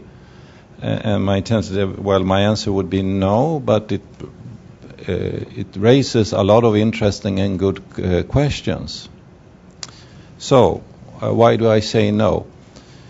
Well, the theory that is part of this decomposition theory, it's really not a theory about intervention or markets or firms or antitrust. It's a theory of, you could call systems theory, system design theory, and as such does not have any implicit criteria for policy intervention. You know, there is a market failure, and you intervene if the cost of the market failure is worse, than the cost of policy intervention. But this theory, the composition theory, does not really have, any kind of criteria of markets or that kind of trade-off within itself. As an example, we could say that the composition theory, which also was developed in operational management science perspectives, there was grand schemes of decomposing the whole economy of Soviet Union and decomposing it in small parts and coordinating through that. But of course that didn't work because the composition is one thing, then how markets work and so on is something else, and how to make regulation work is something else. So there is also in the paper a contrast between decomposition and transaction cost, and that this modularity or decomposition can enhance or is sort of a rival to the transaction cost economics. I would say that the transaction cost economics, the assertion in the paper is that this modularity principle takes into account more technological change or technology than transaction cost economics does, and therefore it has some better properties to analyze this evolving internet system. But if we look at transaction cost economics, we could say that it arrives at some problem but with simpler assumptions. There is no assumptions really of economies of scale necessarily in transaction cost economics. There is an assumption of information impactedness, information asymmetries that drive some kind of market failures. Here in this decomposition perspective, there is something called, economies of scale, or some kind of interrelatedness, some kind of interdependence that fuses a dynamic which then calls in a certain way for intervention. But I'm saying that this call for intervention or call for some regulation does not have a clear criterion. So one, therefore, is left with some kind of question mark. What does this theory help me with? On a more positive side, it helps us to identify dynamics. It helps us to identify change. It helps us to identify boundaries. It helps us to identify, tensions within technology development, trade-offs. So to that end, it's quite helpful. But my concern is that this approach does not really provide yet, we could say, the step to guide us which policy intervention is needed or why should we regulate, because this is more about just technology evolution as such. So that's my main comment. Okay. Thank you. We'll now turn to Gene, and then if Christopher has any follow-ups, he can have a couple minutes to follow up, and then we'll turn to questions. Gene, take it away. Thank you. Are we on? Okay. On? Okay, thank you. I found the paper fascinating, Christopher. It was a throwback to era of reading that I have not had a chance to do recently. I just wanted to offer more on my level, which is not as deep as yours in this, a few suggestions, thoughts to you. I thought Eric's points were very well taken, but my basic question is, it's abstract, but you keep wanting to pull it into policy, and I want to ask you, which are you really doing, or are you doing both? On the abstract level, very interesting, and I think, to jump to the conclusion, the notion of dynamic elements in regulation, I think, is a very important idea, and it needs to be developed and pursued. But you, right from the get-go in your paper, want to get into net neutrality and a few other things. So I want to just a couple of cautionary points on this to think about this. By having been away from this for a number of years, it was very interesting to come back into the internet policy debate. And it reminded me of when I actually started my career in this area. It was at a kind of revolutionary moment of the breakup of the Bell system, and I was reading all kinds of fascinating theories about where we should go that were not that dissimilar from yours. And what I learned very quickly in jumping into the policy discussion was there was a culture of the policy that was so fundamentally opposed to these creative new ideas that a lot of them just disappeared. So my challenge to you is, if you want to get into this, how can we be practical? And the difficulty in seeing the internet debate as it's unfolding now is I'm really quite struck at how this is almost like a little bit of a Rorschach test. The internet is not, as I see it, the same discussion we had about the telecommunications network. And particularly as I think of the global discussion, the internet discussion seems to be about people's fundamental beliefs of what they have rights to, freedom of expression, opportunities to democratize societies, opportunities to change socioeconomic status within societies. It's just amazing to me, from both the right and the left, how much is being expected now of the internet. And that causes a huge problem, putting that culture into the policy framework.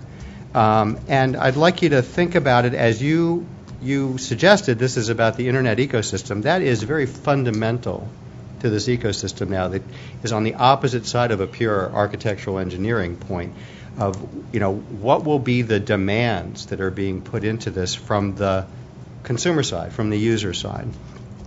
So you move towards from the abstract to some of your examples, and getting to a point of saying the architecture should change over time. I guess I want to question you on that. Is it the architecture should change over time, or is it that we should have a regulatory environment in which changed architecture is allowable or can be discussed in the policy framework in a meaningful way? Because you're kind of putting your thumb on the scale when you say should change.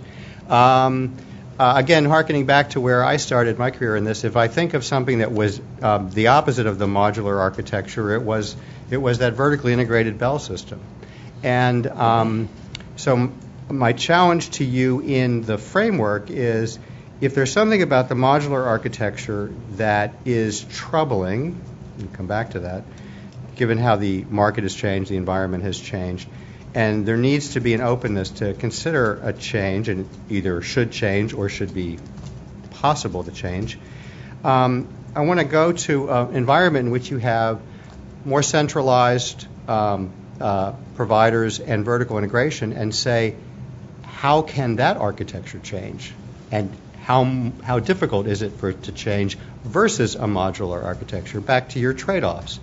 Because my experience was, and again, it was a different time, but it took 15 plus years of fighting to get to an antitrust case that broke up a monopoly, and that now we have had a very different environment, but in virtually every area where there's substantial market power and vertical integration with some enormous benefits to consumers and to efficiency gains, there's also enormous difficulty in making change and changing architectures. So how do you balance that? Now, that may be the opposite extreme, but your paper, I didn't feel, gives me a middle ground of modularity with some modifications or the opposite, integration with some. It was unclear to me how you deal with really incremental change in that regard. And again, back to this internet ecosystem, the internet ecosystem is also part of a political ecosystem. So let's just take one of the examples you used, the unbundling of the 96 Act. We can talk about the theory and the dynamics around it, but it, like so many of these regulatory environments, was a political compromise. It was not necessarily driven by an economic theory or an architectural theory. It was driven by the necessity of how do you allow the bells to vertically integrate and get into information services and manufacturing and long distance, and still balance out the interests of what was in the long distance industry and the independent manufacturing industry. And so it was cobbled together in that environment. So I think it really gets back to, in my mind, if you're trying to be practical about this and apply this theory, showing us a little bit more about what are the modifications of a dynamic regulatory structure that can handle those political realities and the demand-side expectations of the internet ecosystem. The final point related to that is, and I think this was implicit in what Eric said, was I'm struggling with market power. I'm thinking about market power throughout your paper and how you take that into account. And again, at the very least, in terms of an architecture, if it enables exercise of market power, what is your tool for allowing for architectural change at that point in a political system that may skew towards protecting the interests of those who have market power? So I find it fascinating. I think it's a great challenge to put in the notion of a dynamic element to regulation. I'd just like you to think about how to address some of these practical problems. Thank you. Okay. Well, Eric and Gene have paid me the ultimate compliment. They've taken my work deadly seriously. And I can't thank them enough for that, because that is essential, and it's the thing that we all depend on. So, and in fact, they do catch a project that's early, and it's a lot to think about. I do find myself being caught a bit caught from both ways, that Eric says I don't have enough policy, and Gene says I have too much. But that's fine. I mean, it's a lot of it's the artifacts of how we create things in the audiences for whom we write, and it's kind of being presented here caused this paper to have a certain cast to it that maybe is not completely digested to it. So what's interesting to me is to respond first to Eric's question, there is no and to some extent it's there's no criteria for regulation, and to some extent that's your question, Gene, too, about where does market power come in. On some level, this is, you can think of the theory as providing either a micro remedial theory or a macro framing regulatory theory. Micro remedial is assume that you've come to whatever regulatory conclusion you have based on market failure, what remedies are likely to succeed, and I would say the unbundling example says don't do it that way. So if the theory can contribute something, nothing more than what remedies to problems the regulatory system has already identified for separate reasons, I'm perfectly happy with that. Second, I would argue that I do think that has a broader issue in terms of how we frame policy. It will not give you an identity. It will not give you a means for identifying market failures. It will tell you it does give you some idea of what I would think of within that context as an efficiency defense. That is, you can look at a change in practice And you can use it as a means for determining whether that change in practice is explained by benign, pro-competitive, pro-innovative motives, and when it might not be. And the point I would make is that I keep thinking of the classic quote from Quoth. If we see something we don't recognize, our first instinct is to say, well, there must be something bad going on here. And what we've learned in terms of transaction cost economics and economics generally is to lose that skepticism. What I find is right now is every time someone tries to fiddle with a protocol, we attribute bad motives. And what I would like to say is that that's not always the case. And that, in fact, this is not to rule out that might not be the case. But it does put an idea on the other side that there will be circumstances in which it's an attempt to adapt to mobility. It's an attempt to adapt to the new media-driven world that we're in. The difference with with transaction cost economics is a really interesting one because that is the dominant theory of vertical integration these days. And the way I've learned to think about this is transaction costs are technologically contingent. That is, we expect them to go up, we expect them to go down, and in fact, in the internet era, they've typically gone down. They're a question of how easy it is to get the bargains, and in an eBay world, we know that we're able to buy things we never have been able to buy before. What's interesting is there are a different kind of economic problem that is more fundamental, that no matter how much you reduce the bargaining cost or the frictional cost or the ability to shut off asymmetric information, they remain as essential problems.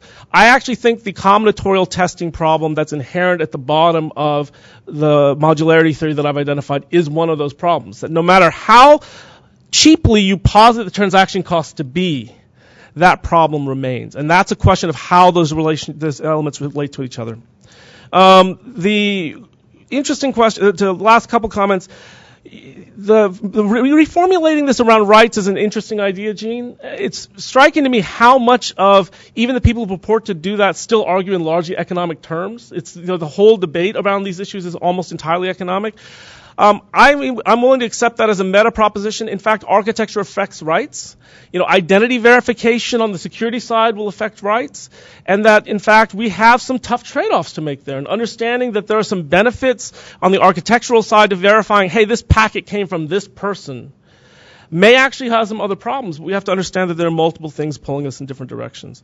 So the challenge I like the most is, what would a dynamic regulatory structure look like? And I think that is the question. So just throwing out some ideas. One is that we should allow experiments to occur without having to come to a regulator to ask permission.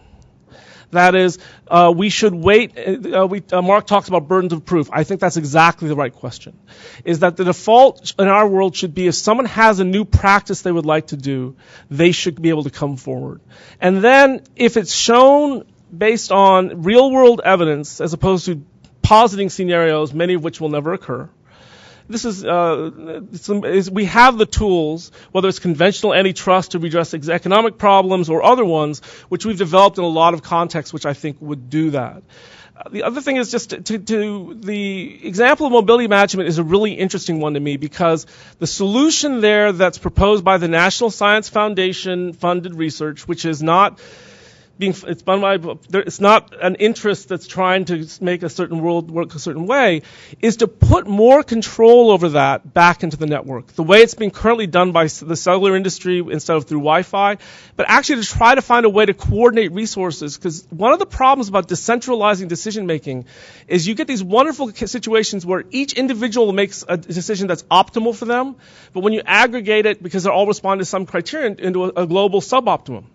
And that some of it's just a matter of limited information. You can only see what you're doing, you can't see what everyone else is doing. And if that's the case, there's no one that has the information to balance it right. So partly you can solve that by making more information visible in the header and let people take care of it themselves. And that's a fascinating situation. If you want a great example of this, if you've ever seen the Millennium Bridge, and any of you who've seen the Harry Potter movies have, that bridge that tears apart in the beginning of Harry Potter 7, there was a wonderful problem where the wind blew it, and it tilted like this. And everyone on the bridge that was on the low end all worked this way. And then it tilted like this way, and it started oscillating out of control. And it's not because someone was controlling them, it's they were all independent actors responding in predictable ways to the same stimulus in ways that created this huge systemic effect that we normally think of in computer systems, but they actually exist in human systems as well. And so figuring out sort of how those things work out, all of a sudden, it may be in our best interest to have a coordinating function someplace, and what we've discovered, or certainly at least a randomization function, or certain things that we do as possible solutions that may get us out of that mess. Okay, thank you to Christopher, Jean, and Eric. We have about 15 to 20 minutes for questions. I'm going to exercise moderator's prerogative and ask a first one, which incorporates a question that we have received from the internet. Live questions at fcc.gov. Feel free to send in questions, though we're near the end of today. And this also builds on Jean's concern that much of what we are concerned about on the internet are various social values. What is to say, or how do you respond to the idea that the architecture might evolve through experimentation or other means, good means or bad means, in ways that don't support many of the important social values that citizens around the world are seeing the internet as supporting, and conversely, there are other values that are important to the internet, to the architecture, government values. You may think these are good, you may think they're bad. The NSA, for instance, the security apparatus. How do we incorporate these values? Is it a problem if the technology moves in a way that the internet's completely encrypted and the NSA can no longer monitor? To ask a scary question. So one of the privileges I had recently was to attend the Internet Governance Forum in Turkey for the last week. It's left me quite bleary-eyed and sleepless, but it's been really fascinating because the notion of values, and it's often talking about free speech values, you discover is extremely different in different parts of the world. So, for example, in Turkey, there is a genocide that occurred of Armenians. It is illegal in Turkey to discuss this out loud. In France, it would be illegal not to discuss it out loud, on the equivalence of Holocaust denial. And in the U.S., any ban on this would be inappropriate. So what we discover in a global world, this becomes very, very, very hard to do. And in fact, the major content aggregators constantly get bombarded by the Turks by requesting them to take down information that they have up there. And they have to play that role, and it's very, very hard. They're put in very delicate positions. And then, in fact, I don't know if you know this, but Facebook was asked to cough up a bunch of information about their subscribers in a way that's happened in the past in other countries. They did it. Twitter refused. Turkey banned Twitter. And this is a very strange environment in terms of thinking about how these values play out. So even understanding that there are implications of the values, it's not even clear. You have to make decisions about which values you're effectuating in this process. The second fascinating thing is there's a huge controversy about what we call and is zero rating in the international space. It's services that don't get your data cap. So if you have a music streaming service, you can get it from this person. In fact, this happened in discussions there where people were asking, does this raise network neutrality concerns? The third world was uniformly supportive of zero rating systems through Facebook, through Wikipedia. Why? Because for them, 4 billion of them don't have network connectivity. And for them, the quality of the network connectivity is a second order concern that sits behind getting it in the first place. And for them, that anything that made it cheaper was better. And if that meant sourcing funding from advertisers, so be it. And what was really fascinating is watching this debate unfold in a very different social and technological context that makes that very, very hard to answer. But in my opinion, goes towards the idea of being tolerant towards different funding mechanisms, different relationships, different ways that people interact with each other that I think are very helpful. Come back to the U.S. You mentioned the NSA. I'll throw another stink bomb out there, not just taxation. One of the huge problems we have is state governments under tremendous loss of sales tax revenue on transactions they used to have exposed to them. We need a different solution because our public finance system is fundamentally changing. There are worlds in which people propose allowing enforcement of that. I really don't want to pick a dog in this fight. I don't have one. But my point is that it is a problem that we face that has created what used to be a stable funding base that has completely changed.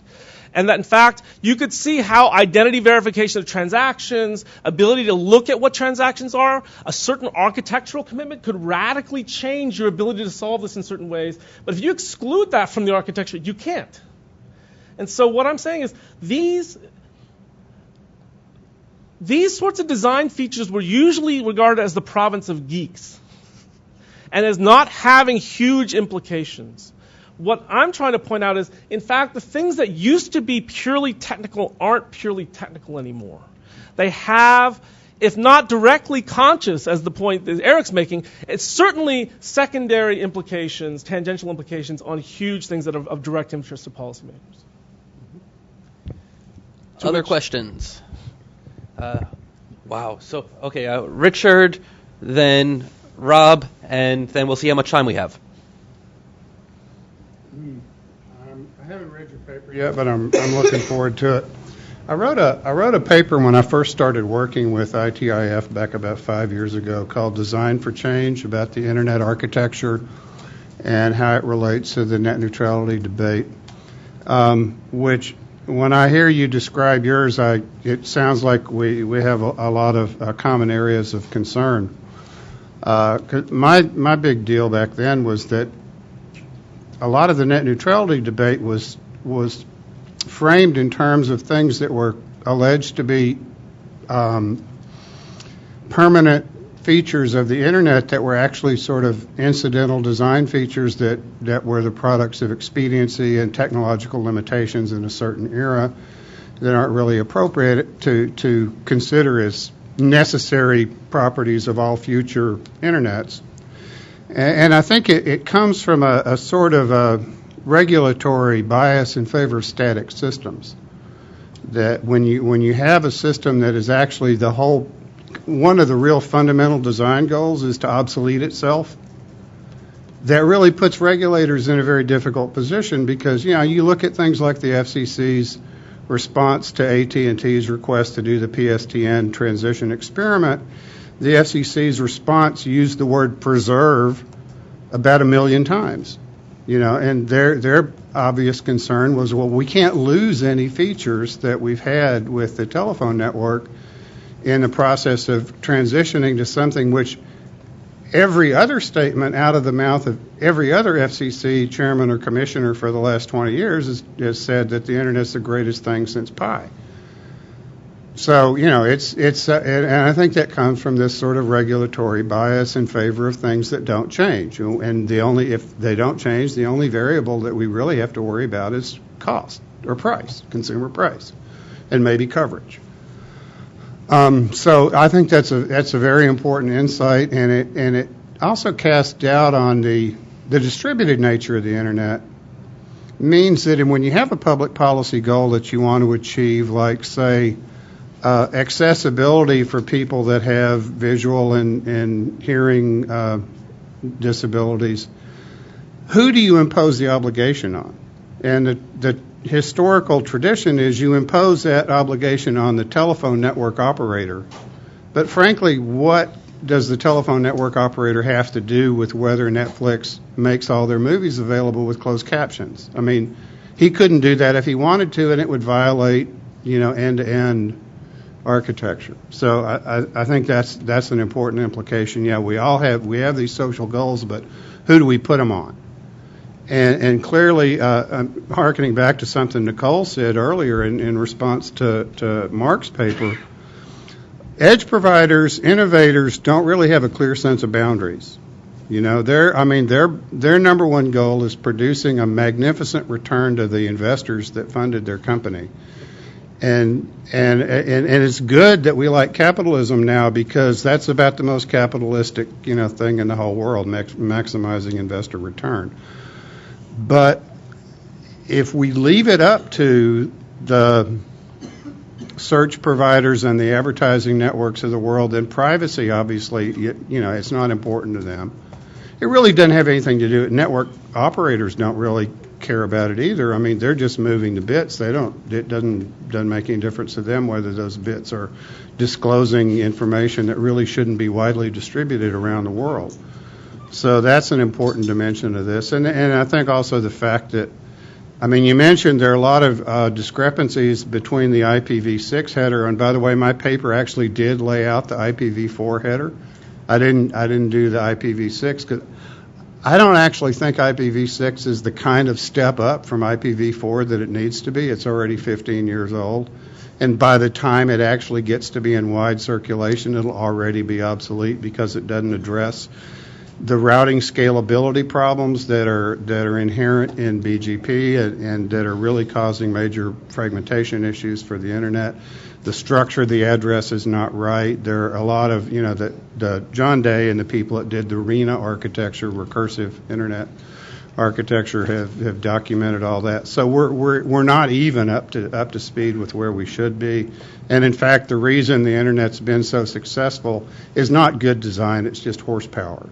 It's the fact that you had fiber optic technology that was increasing, doubling bandwidth every 8 months, that enabled an architecture that is almost the most inefficient network architecture you could possibly design to become ubiquitous. And so with that, if we can get a rising inflection to end it on a question. And so is there any particular part of your paper that you think I would enjoy more than the other parts? So I read your paper when you came out. It was very helpful. It's mining slightly different directions, but I think you're getting at the same things. I am arguing against a regulatory bias in favor of a static system. I think that regulation by its nature reflects a particular vision of the architecture, and we do need to re-engineer the way we do this. The thing that you brought up that I really want to emphasize is the distributed nature of the internet is both its wonder and its Achilles heel. So it's wonderful because it allows all this innovation to happen in different parts, and it no longer gets organized by a single entity. That's what's made a lot of this possible. The downside, several things. One, it has actually forced the network architecture we have has forced money to flow outside the network. One of the interesting things is Dave Clark always said we never learned how to route money. And that if you look at the headers I gave you, it really doesn't give you an accounting ability to figure out who used what resources within the network layer. That means it has to pass outside the actual information passing the network. Packets don't carry that information. So it's going to reflect the relationship of the entities that interconnect it and make the ISPs the logical level of analysis. And in fact, that's a fundamental design feature which people have proposed alternative designs to change, which I think is really an interesting idea. But the other thing is it creates a distributed optimization problem because everyone's independent. They don't really worry about how it affects the whole network. So one of the favorite quotes I had is when the BitTorrent founder said, do you know you're trashing the network in certain parts? You're creating congestion. He said, I don't care. Now that statement is not an antisocial one. The system is designed so you don't have to care. And in fact, one of the things that when Apple FaceTime kicked in, they found Jennifer Exford, for the first work she did for the Open Internet Advisory Committee, found that it actually occupied, a single FaceTime user occupied 1/3 of the bandwidth, uplink bandwidth of a node. Now, that's a lot. The problem is that they without some signal in the network, Apple had no reason to economize on the bandwidth. If they could have reconfigured it in a different way that was much leaner, they didn't have to. They didn't have an incentive to. And this is the nature of the distributed problem, is that it doesn't give certain signals in certain ways. And if someone can't get what they want from the network, we actually can't make them. What you see with financial services, they've exited the network for private networking, and they're completely outside of regulatory pale. So the problem is that we not only have these limited tools, you have to understand how they're doing it, you have to understand for them, exit is always an option. And at that point, we've now lost the benefit. We've raised the cost of doing financial services networking because you have to have dedicated bandwidth. But second, the genius of the internet is shared bandwidth. When you're not using it, someone else can. They're not there to be shared anymore. And so we have to understand that the distributed nature of this network, made possible by a modular architecture, has a bunch of qualities about it that are less than ideal that we also have to take into account. Okay, one last question. And Rob, you tried to trick me by moving, but take us home. Thanks very much, Christopher. And I take this paper as a sort of follow on your comments about layering and some of the ossification. I have a question about what I thought were two smart accommodations, a regulatory accommodation and a technological accommodation. I'm curious as to your opinion on the adequacy of the two. One is the 2010 Open Internet Initiative from the Commission insofar as specialized network. And the technological accommodation you briefly mentioned was multi-protocol labeling systems. Those two strike me as the system achieving some kind of adjustment and accommodation. They're not adequate. Are they in the right track, or do they sort of lock in the status quo, even though they appear to be changes? Well, Rob is now guaranteed that I'm going to have to file an ex parte on this. Oh, shoot, I'm because sorry. he asked me about it. So specialized services is how VoLTE happens. Specialized services is how video is happening on GFast and VDSL. Our alternative is not to allow that to happen. Get Skype quality on LTE. And as of now, our solution is dedicated bandwidth reserved for a single application provided by the resident provider. Under the circumstances, I think that makes tremendous sense. Verizon, remember I said about broadcasting, is floated the idea of dedicating part of its LTE bandwidth to a broadcast channel. And remember, in Hurricane Sandy, the only thing that stayed up was broadcast radio. Everything else went down. It's kind of a neat idea. And for certain kinds of distribution, it'd be fine. It, I'm sure, is biased against certain applications. Everything won't run through the network the same way. That would be a form of a specialized service, which I actually think, if we have a ton of bandwidth, taking part of the channel, putting it to broadcasting is probably better for consumers to boot. The second thing you ask about MPLS, and this is how a lot of voice is being carried through the network right now, because it's able to support quality of service. From a technical standpoint, it's incredibly controversial. It's a return to circuit switching. There's a ton of dedicated paths, packets passing along specific pre-identified routes, potentially, state being held in the network about all the different packets, all these things. It's actually, and it breaks the architecture. It's considered a 2.5. It doesn't actually really fit nicely into the classic internet setup. And the other one that I love, by the way, is one of the worst offenders from a pure architecture standpoint is the Wi-Fi router sitting in your house. Because it uses a technology called network address translation. In fact, the Wi-Fi router pretends it's the computer. And all the computers behind pretend there are applications running on that computer. What does that mean? Your computer no longer has end-to-end edge-to-edge visibility. And in fact, it puts state in there. There's all these problems that go with it. And in fact, if you read the engineering literature, a lot of people believe that your Wi-Fi router is the devil. Now, this is an interesting argument that you find when you get in this literature, and what you have to do is think is like, well, on a pragmatic sense, it works. It makes all of it a lot more functional. What are the alternatives and all this? But there's a tendency we have to look at these things, and we shouldn't necessarily be suspicious of them in ways, which doesn't mean we give them a free pass either. So the thing that Gene was saying is, how do we get to the middle ground here? What do we need as a theory? I probably need to do, what I'm realizing when I think about this is there has to be more to this. I agree. But it raises, someone said that theory is helpful if it actually raises better questions and gets us to think about questions we wouldn't ask questions that we wouldn't think about otherwise. And what I would like to do is to create a series of questions about dynamic change, thinking about dynamic change in the network, which I think has a direct impact on regulation, because if the network changes, the regulation's got to change too, and the regulation has to be structured in a way to permit that to happen. And that, in fact, we need to actually think through the technological aspects as well as the economic aspects in ways that are actually poorly integrated in the debate to this day. It drives me crazy to this day when people talk about congestion management as a form of reasonable network management, when I can tell you there's no more than 3 law professors I can think of who actually understand how congestion is managed in the network. And this is on 30-year-old technology. And the fact that we don't have the vocabulary right now to have a basic conversation about the pros and cons is a problem to me, and it's a part of the project I'm trying to solve. The project I'm doing is designed to solve. And on that note, thank you again to our panelists. Thank you for everyone being here today. I think this has been a great start to this event. I really like how we started in many ways with John's comments about experimentation and ended with Christopher's discussion in many ways about experimentation. How do we move forward into the future? What sort of experimentation, new development is there? Jonathan, do you have any administrative comments before we adjourn?